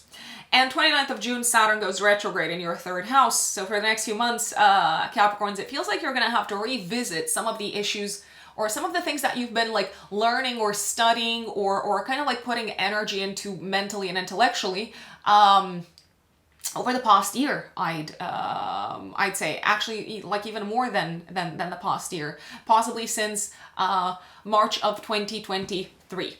And that is Capricorns. My dear Aquarians, Aquarius Suns and Aquarius Risings, June 2024, what does it look like for you? It looks like fun, Aquarians. I'm just gonna say it. It looks like a lot of fun. especially the first week of June, Aquarians. Jupiter on the 3rd of June is going to trine Pluto exactly. Mercury enters your 5th house of enjoyment. On the 4th of June, Mercury trines Pluto and also conjuncts Jupiter. On the 4th, the Sun conjuncts Jupiter in your 5th house of enjoyment. And on the 6th, you've got a new moon in your 5th house. So first week of June, Aquarians, I love it. It feels like there's an infusion of positivity, good luck, optimism, and just kind of like joy coming into your lives, Aquarians. You might be feeling lucky. You might be feeling loved quite a lot. You might be feeling excitement and enthusiasm at the fact that something is developing in your life that is making you really happy. For those of you who have kids or who are looking to have kids, who are looking to get pregnant, the first week of June also looks superb, both in terms of possible news connected with pregnancy, also in terms of maybe feeling ready to have a child. If you have children already, you're probably going to be super proud of them and have reasons to celebrate their success and to celebrate the fact that they are kind of like growing and developing in a direction that makes you really happy. First week of June, I also love it, Aquarius, because it feels like your view of yourselves is changing, evolving, and transforming in such a way that it's making you appreciate yourselves more. It's making you realize how unique and special and loved and blessed you are. It does feel like there is an infusion of blessings that you feel are coming your way, and you probably cannot contain your excitement. There might actually be some really important social events, social occasions happening in the first week of June, Aquarius. Maybe until kind of like let's say the 8th, the 9th, Aquarians, there might be some social occasions coming up that are really, really focused on the energy of celebration and on celebrating how your life is evolving in a new, exciting direction. This new, exciting direction could involve a change in terms of your plans for the future. It could involve children. It could also involve education. It could also involve creative projects. And speaking of creative projects, your creative energy, especially at a mental level, is absolutely going through the roof. So you're probably going to be brimming with creative ideas. You might feel really eager to like sink your teeth into creative projects that involve an element of connection and collaboration and working with like-minded individuals. You might also join a community of people, a group of people, become active within a community that is passionate about the same things that you're passionate about, and these people seem to have a lot to teach you. You seem to be, again, mentally like super kind of like engaged by the interactions and the communications with these people, and just to throw something else in the mix, if there are any single Aquarians out there, I gotta tell you, Aquarius, especially Aquarius rising folks. For the next year, you're probably going to have a lot of options romantically. A lot of like dating on your radar. A lot of opportunities to have fun and to meet people that really embody the energy that you are very, very drawn to, that are very kind of like smart, intelligent, curious, open-minded. The focus, however, when it comes to love does seem to be quite a bit on fun, I'd say. And you can also have fun with existing romantic partners. I don't see why not. You might even be inspired, if you're already with someone in the first week of June especially, to maybe engage in some sort of like new activity, new passion, new hobby together with an existing romantic partner. And this can literally like revive your relationship and make you feel like it's blossoming, like it's flourishing, and make you feel like you're turning into a new person, a person who prioritizes their happiness, who prioritizes fun, who prioritizes play, and who, as a result, is attracting even more love in their life. You seem to be having some epiphanies first week of June, Aquarius, also about yourselves. Maybe to see yourselves in a new light, to understand yourselves in a new light. That seems to be the case. And you might also realize that there are aspects of yourselves, Aquarians, that you haven't discovered, that you haven't developed yet, that are part of your potential, that you feel really thrilled to explore and to share with others, because there is a very strong element of sharing who you are with others that I see being emphasized, especially in the first week of June. Now, great days for dates are the 3rd of June, the 4th of June, and the 6th of June, my lovely Aquarians. Also, these are great days to maybe engage in your passion projects, start off a new creative project. I do believe around the 6th of June, because we've got a new moon here, 3 days before, 3 days after, I do believe that this new moon is superb when it comes to kicking off a new creative project, or maybe just kind of like starting to be a lot more engaged in one of your passions and hobbies. Maybe even together with a family member. As I said, it could be a romantic partner. It could be just like a family member that you get really, really well along with.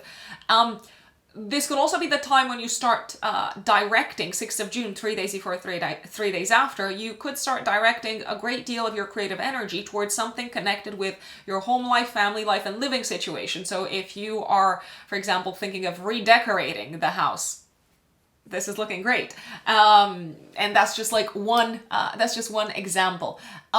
Relationships with one particular family member, I feel like they're getting a reset around the 6th of June. And the focus seems to be much more here on communication, connection, love, and open-mindedness, and really being kind of like, eager to hear what this person has to say, and to keep an open mind, and I just feel like the connection is going to deepen a lot if you do that. Now, as much as I love the first week of June, there are a few days in June that I'm not really thrilled about. But this is life, right? So you got to do what you got to do what you got to do. You got to be prepared for the weather. You got to take an umbrella if it's going to rain. And this is us here doing the cosmic forecast. 8th of June, Venus squares Saturn. So you might feel like possibly you have to slow down a little bit with the spending, even though you're really excited about putting energy into something that you love, or into a passion project, or maybe even into a matter connected with home and family. It feels like you have to be a little bit more circumspect and cautious about your resources. This could also be the time when you might say no to a social occasion just because you're thinking about money and expenses. 11th of June, this is my least favorite day and period. 11th of June, day before and day after. Mars squares Pluto. Now, I absolutely dislike this from the bottom of my heart because this energy could bring up an explosive, out of nowhere fight with a family member. A battle of wills, of the egos, like really strong kind of like clashes because of the power dynamic that exists between you and a family member. You might feel really attacked by someone. You might also feel like someone is really angry at you for not having disclosed something to them, especially a family member. I would be very careful what you say, and I would also be very careful not to take things super personally in terms of what someone else is saying around this time, my dear Aquarius, because it could result in a destruction of the link or of the connection between you and a family member. This could also be a day when something breaks at home and it might just need to be replaced. Now, I would be very careful, especially around the house, 11th of June, day before, day after, when it comes to working with sharp or hot tools. So I don't know, I'm thinking of like knives. I'm also thinking of like hot tools. I mean, it could even be the kettle. There is a chance of something blowing up. So tread carefully and don't rush. And if you're sensing that something isn't working properly, just stay away from it. Don't touch it. Don't try to fix it yourselves, because I'm not liking what this looks like. I would just not just jump in and impulsively try to like take care of the whole thing. You could also be feeling like you have to maybe keep to yourself around this time something that you're planning to do with your future Aquarians, or something that's going on a personal level. You might feel like you have to keep this from a family member because they're going through a very hard time, and they might misinterpret it, or they might take it personally, or they might even have like a very I don't want to say aggressive, but possibly aggressive or destructive reaction because they're not going through the best of times. I also wanted to mention that from the 9th of June until the 20th of July, Mars transits your house of home and living situation. So Mars is very good at giving us energy to do something. So if you need energy to engage in a project at home, for example, if you're moving house, if you need to repair something, Mars is great. Mars is not so great because sometimes if there's no place to kind of like pour the energy towards, Mars can bring conflicts and war and inflammation and frustration, and maybe also a need to assert yourselves, I'd say. So you might need to push back in terms of, I don't know, like a family member budging in and saying, oh, you got to do this and you got to do that. You might feel like they're trying to boss you around, and you might need to draw the line. There's also likely for you to be this sort of like feeling that maybe one particular family member is becoming very demanding. It could be a parent, and they're maybe trying to impose their will upon you. I would just kind of like maybe steer clear of this family member around the 11th of June, day before and day after. 12th of June, Mercury squares Saturn. I feel like this is a day when you have to like think about less pleasant aspects connected with your financial situation.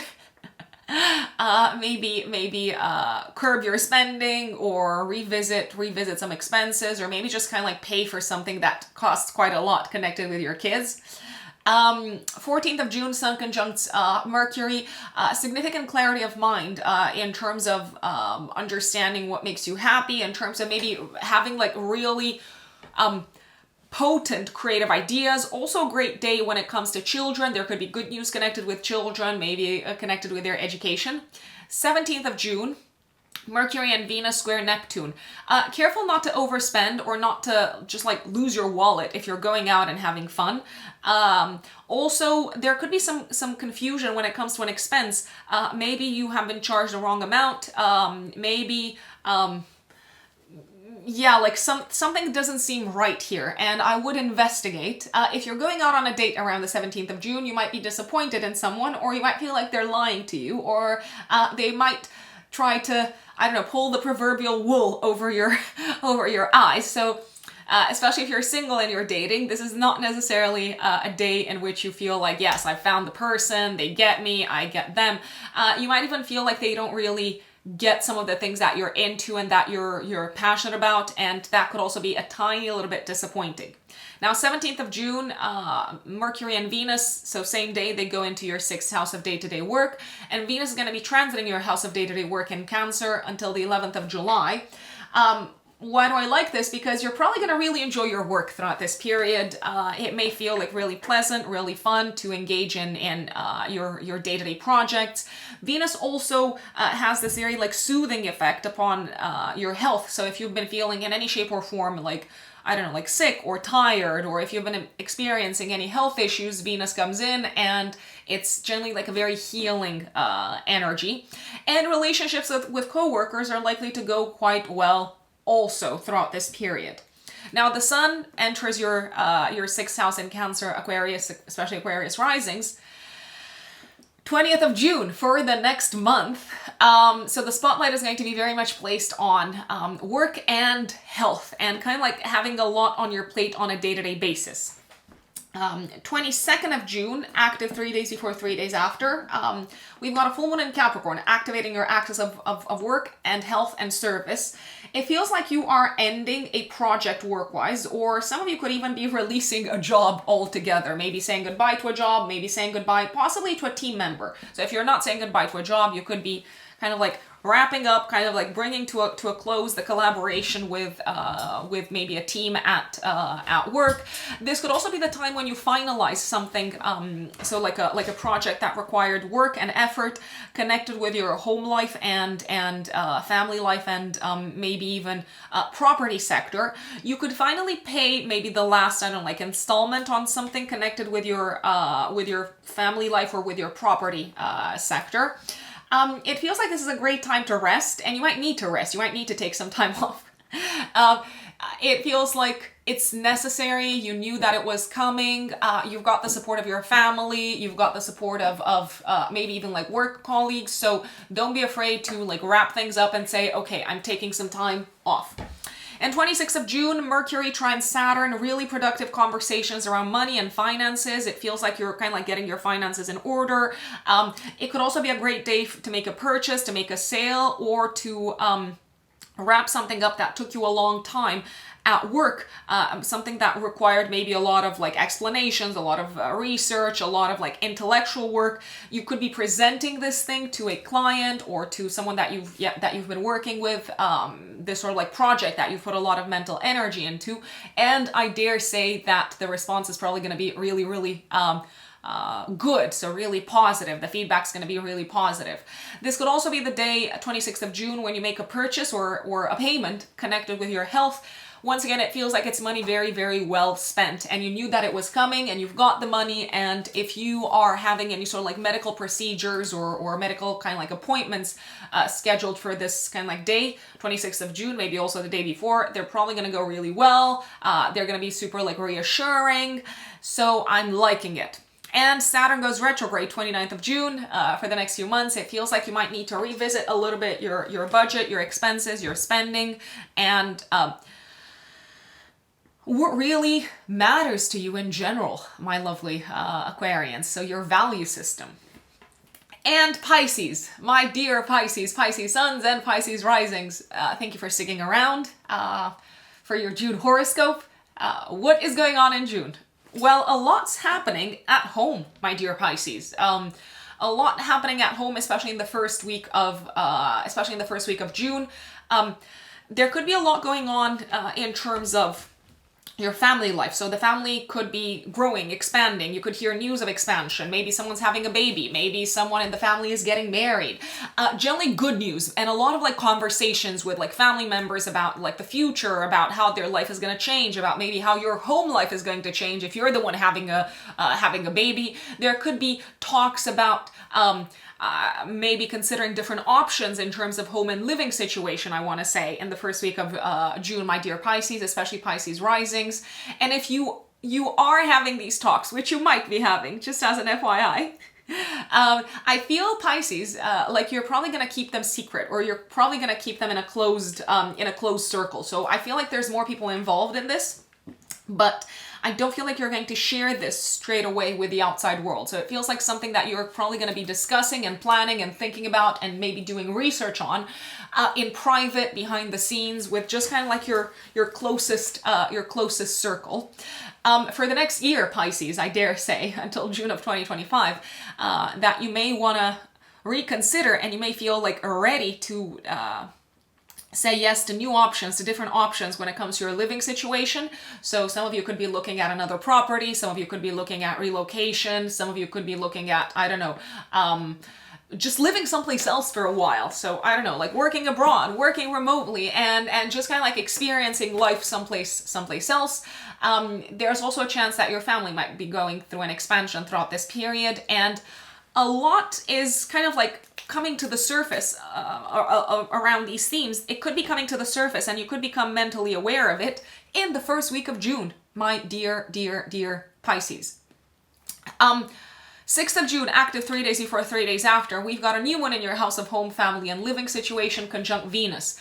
Beautiful piece of news connected with your home life and family life. Some of you could be kicking off a chapter of maybe looking for a new home, looking for a new property, and starting the process of maybe like buying or selling the existing property. Really good news coming up connected with a family member. It could be news connected with their romantic life. It could be news connected with pregnancy, especially if you've got siblings. A sibling could say, I'm getting married, I'm getting engaged, I'm having a baby.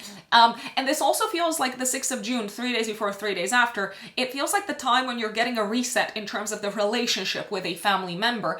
And it feels like you're finally starting off the process of healing from something maybe that caused suffering or tension, or that brought this sort of like dark cloud in your interaction with this person.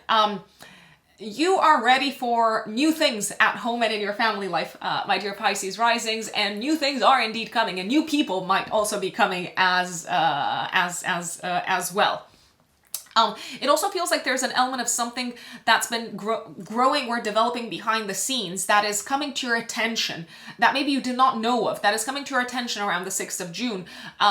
For example, you could hear news of, I don't know, the fact that you're going to get a tax rebate, or you're going to get a sum of money, or you could hear news of maybe a possible opportunity at work that might require you to relocate, and it's been bubbling up under the surface and behind the scenes, and now you might become aware of it, and of how this is opening up new paths for you in terms of home life, family life, living situation, and generally like real estate as well. 8th of June, there are actually like a couple of days that I don't really like in June. The 8th of June, the 11th of June, and to a lesser extent, maybe the 12th. 8th of June, Venus squares Saturn. You could feel like you're maybe not in the mood to like socialize with someone, especially with maybe members of the family. You're just kind of like maybe like super like focused on your work and super focused on your duties and your responsibilities, and you might decline the invitation to, I don't know, like a family dinner. You could also feel like maybe a family member isn't necessarily getting the fact that you are under a lot of stress and pressure, so you could feel a tiny bit misunderstood and disconnected from this person. 11th of June, also day before, day after. Okay, so I don't like this at all. It's one of my least favorite days this whole year. As I said, also active day before, day after. Mars squares Pluto. So something could blow up when it comes to your preferred mode of transportation. So your car, for instance, or your bike, something might need to be replaced. There could be an accident on the road, maybe that prevents you from getting to the place where you want to get to. Something might have been like happening behind the scenes that affected your preferred mode of transportation. I mean, I would not be surprised if some people had their cars stolen or something stolen from their car or from their preferred mode of transportation around this time. I would be very careful when it comes to trips in general around the 11th of June, day before and day after. I would not be on a train late at night because it could be dangerous or you could feel threatened. I'm not saying that anyone's gonna like do anything to you, but you could feel threatened. I would not walk in like dark alleys. I would not walk alone at night. I would also not engage maybe in like a fight with a neighbor because it could escalate. Someone might really annoy you, like a neighbor or maybe even a colleague. They could super annoy you.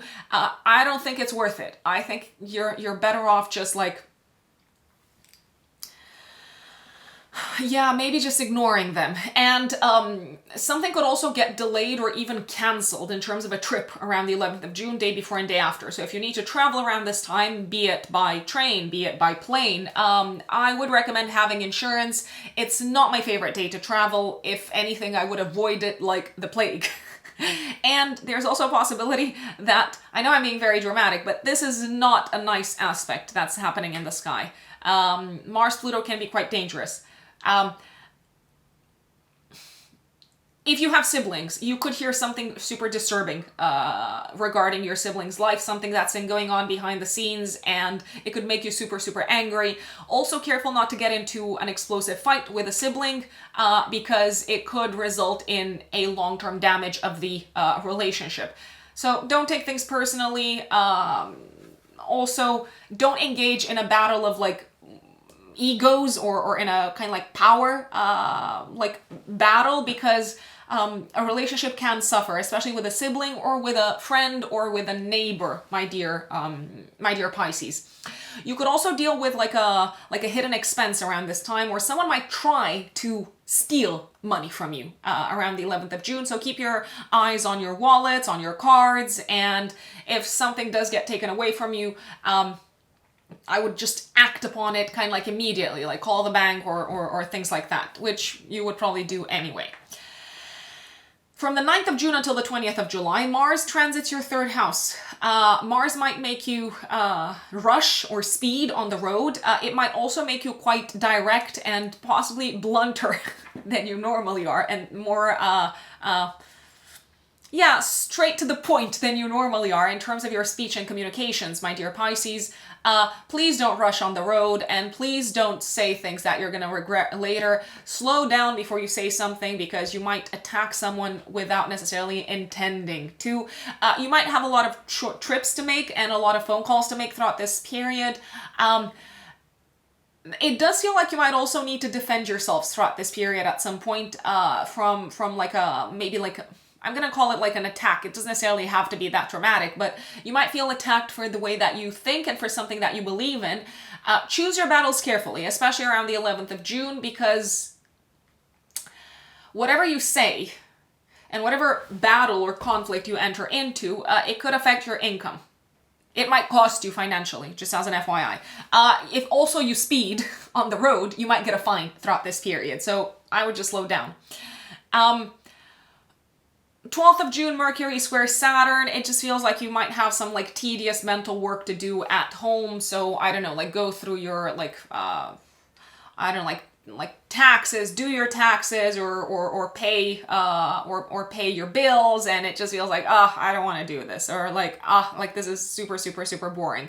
A difficult conversation with a family member also around the 12th of June. You might not yet reach an agreement until the 14th of June. When the Sun and Mercury are conjunct in your fourth house. A lot of clarity around the relationship with a family member, and also around where you want to go next, home-wise, family-wise, and living situation-wise. And if you've been looking for a home, you might find a home around the 14th of June. If you've been looking to sell a home, you might find a buyer around the 14th of June, my dear Pisces. This is also a great date to sign deals, contracts, and agreements connected with your property sector, home sector, or family life, Pisces. 17th of June, Mercury and Venus square Neptune. You might just feel misunderstood or a little bit disappointed in a family member because they're taking lightly something that is literally like hurting you. You might have to disappoint a family member yourselves, Pisces, just because they maybe had a skewed view or a skewed version of who they thought you were. And you might need to kind of like cut to the chase and say, no, I'm not this person anymore, or no, I'm not going to do this for you. You might also have to decline, once again, the invitation of someone from home to like speak to them or like go to dinner or like even like host them at your place. Same day, 17th of June, Mercury and Venus going to Cancer in your 5th house. Now this is going to be a lot more fun. Especially Venus transiting your 5th house, my dear Pisces, 17th of June until the 11th of July is very, very supportive of you. Going out, having fun, enjoying activities that make you happy, enjoying time spent with your loved ones, maybe with a romantic partner, maybe with kids if you have children. Venus transiting the 5th house is super, super romantic as well, so do take advantage of this period until the 11th of July to say yes to dates, to take your partner out on dates, to do kind of like enjoyable things together with someone who you are romantically attached to. Venus transiting the 5th house is also likely to make you feel quite inspired in terms of creative ideas, especially creative ideas connected with home, family, living situation, or maybe even food, I'd say. So Venus emphasizes pleasure and artistic expression. The sun is going to enter Cancer from the 20th of June, and for the next month, Cancer season puts the spotlight on fun, enjoyment, entertainment, passions, hobbies, romantic life. So as I said, I mean, pretty much from the 17th of June onwards, you have like a month of good time ahead of you. It's a great time to go on holiday, great time to go on vacation, great time to like say yes to social occasions, to attend parties, to maybe like host parties at your own place, Pisces. 22nd of June, active 3 days before, 3 days after, we've got a full moon in Capricorn, activating your 11th house, 5th house axis. This feels like an important time for like celebration together with your friends. What might you celebrate? You might celebrate some sort of like good news, maybe connected with your financial situation, maybe connected with your home life, maybe connected with the children's sector. You might also celebrate the fact that you've, I don't know, like found a home or sold a home. It feels like you're celebrating and you're really proud of how things have turned out, how you have maybe accomplished something that was very important for you on a personal level, something that might have felt like a personal goal of some sorts. It's a great time to attend social events also for work-related purposes. Pisces, 22nd of June, active 3 days before, 3 days after.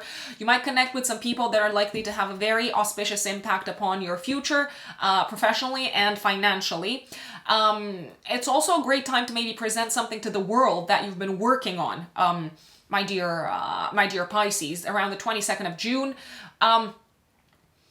Celebration of a job well done, I'd say, is the theme. You could also say goodbye maybe to someone who you used to work with and like attend their leaving drinks, but it feels like there is this sort of like feel-good energy and some really nice connections could be formed at this like social occasion. So why not? Why not? I like it, and it feels like you achieved a target, Pisces. So you know what, like, work hard, but also play hard. I mean, you deserve some fun and some celebration as well. And 26th of June, Mercury trines Saturn. It feels like your mind is like very focused and really able to accomplish significant things when it comes to your creative projects, when it comes to maybe like writing something that is very important for you. Also when it comes to discussing important topics that have a long-term implication connected with your children. So if you have kids, you might talk about their long-term plans for the future and you might feel like you've agreed on something. If you're thinking about having kids, you might talk to your partner about it and like agree on a timeline or something like that. focus and hard work and effort come together with creative ideas on this day. So think about how you can like blend them together. And yes, as I said, I feel like the mind is not only like really concentrated and focused, but you're also receiving kind of like ideas intuitively, and you can make use of the imagination very, very beautifully, very, very nicely. And 29th of June, Saturn goes retrograde in your first house. So over the next few months, you might need to revisit some of your goals for the future, plans for the future, and also kind of like focus on working once again on some of the matters connected with your like health and physical body and health, wellness, and well-being. And ask yourselves, do I need to cut something out of my life? Do I need to maybe restrict myself in any shape or form? Or do I just really need to like streamline what I dedicate my time, effort, and energy to for health purposes? Now, I'm not saying that you're not healthy. You probably are healthy, but in order to maintain and to preserve your health, my dear Pisces. And that is June for you. Now, folks, I want to thank you once again for tuning in and for watching your June horoscope. And please let us know in the comments how June plays out for you. I'm really, really curious to hear your thoughts and also your experiences. If you want to work with me, don't forget that you can find me on my website. That is the only place where you can purchase my services. Written in the stars-astrology.com. Straight to the services section. If you're a new client, the 1 hour, 15-minute Zoom consultation is the one to go for, regardless of your area of interest. So regardless of whether you want to focus on the year ahead, the natal chart, compatibility, astrocartography, if you're a new client, that's the one to go for. In case you're wondering, generally the waiting time for a personal consultation with me is between a month to 2 months, actually. When I'm filming this, I'm taking bookings for the second half of July, just as an FYI. And you can also find me on Instagram at ruxunbelievable. That is my Instagram handle. If my content is useful, you can also make a donation to my channel using the thanks button on YouTube. And if you haven't subscribed yet, what are you waiting for? Please subscribe, share, like, share it with your friends, because this shows me that it's my content is something that is useful for you, and it means a lot to me. Once again, thank you for tuning in. I will see you folks next time, and enjoy June. Bye.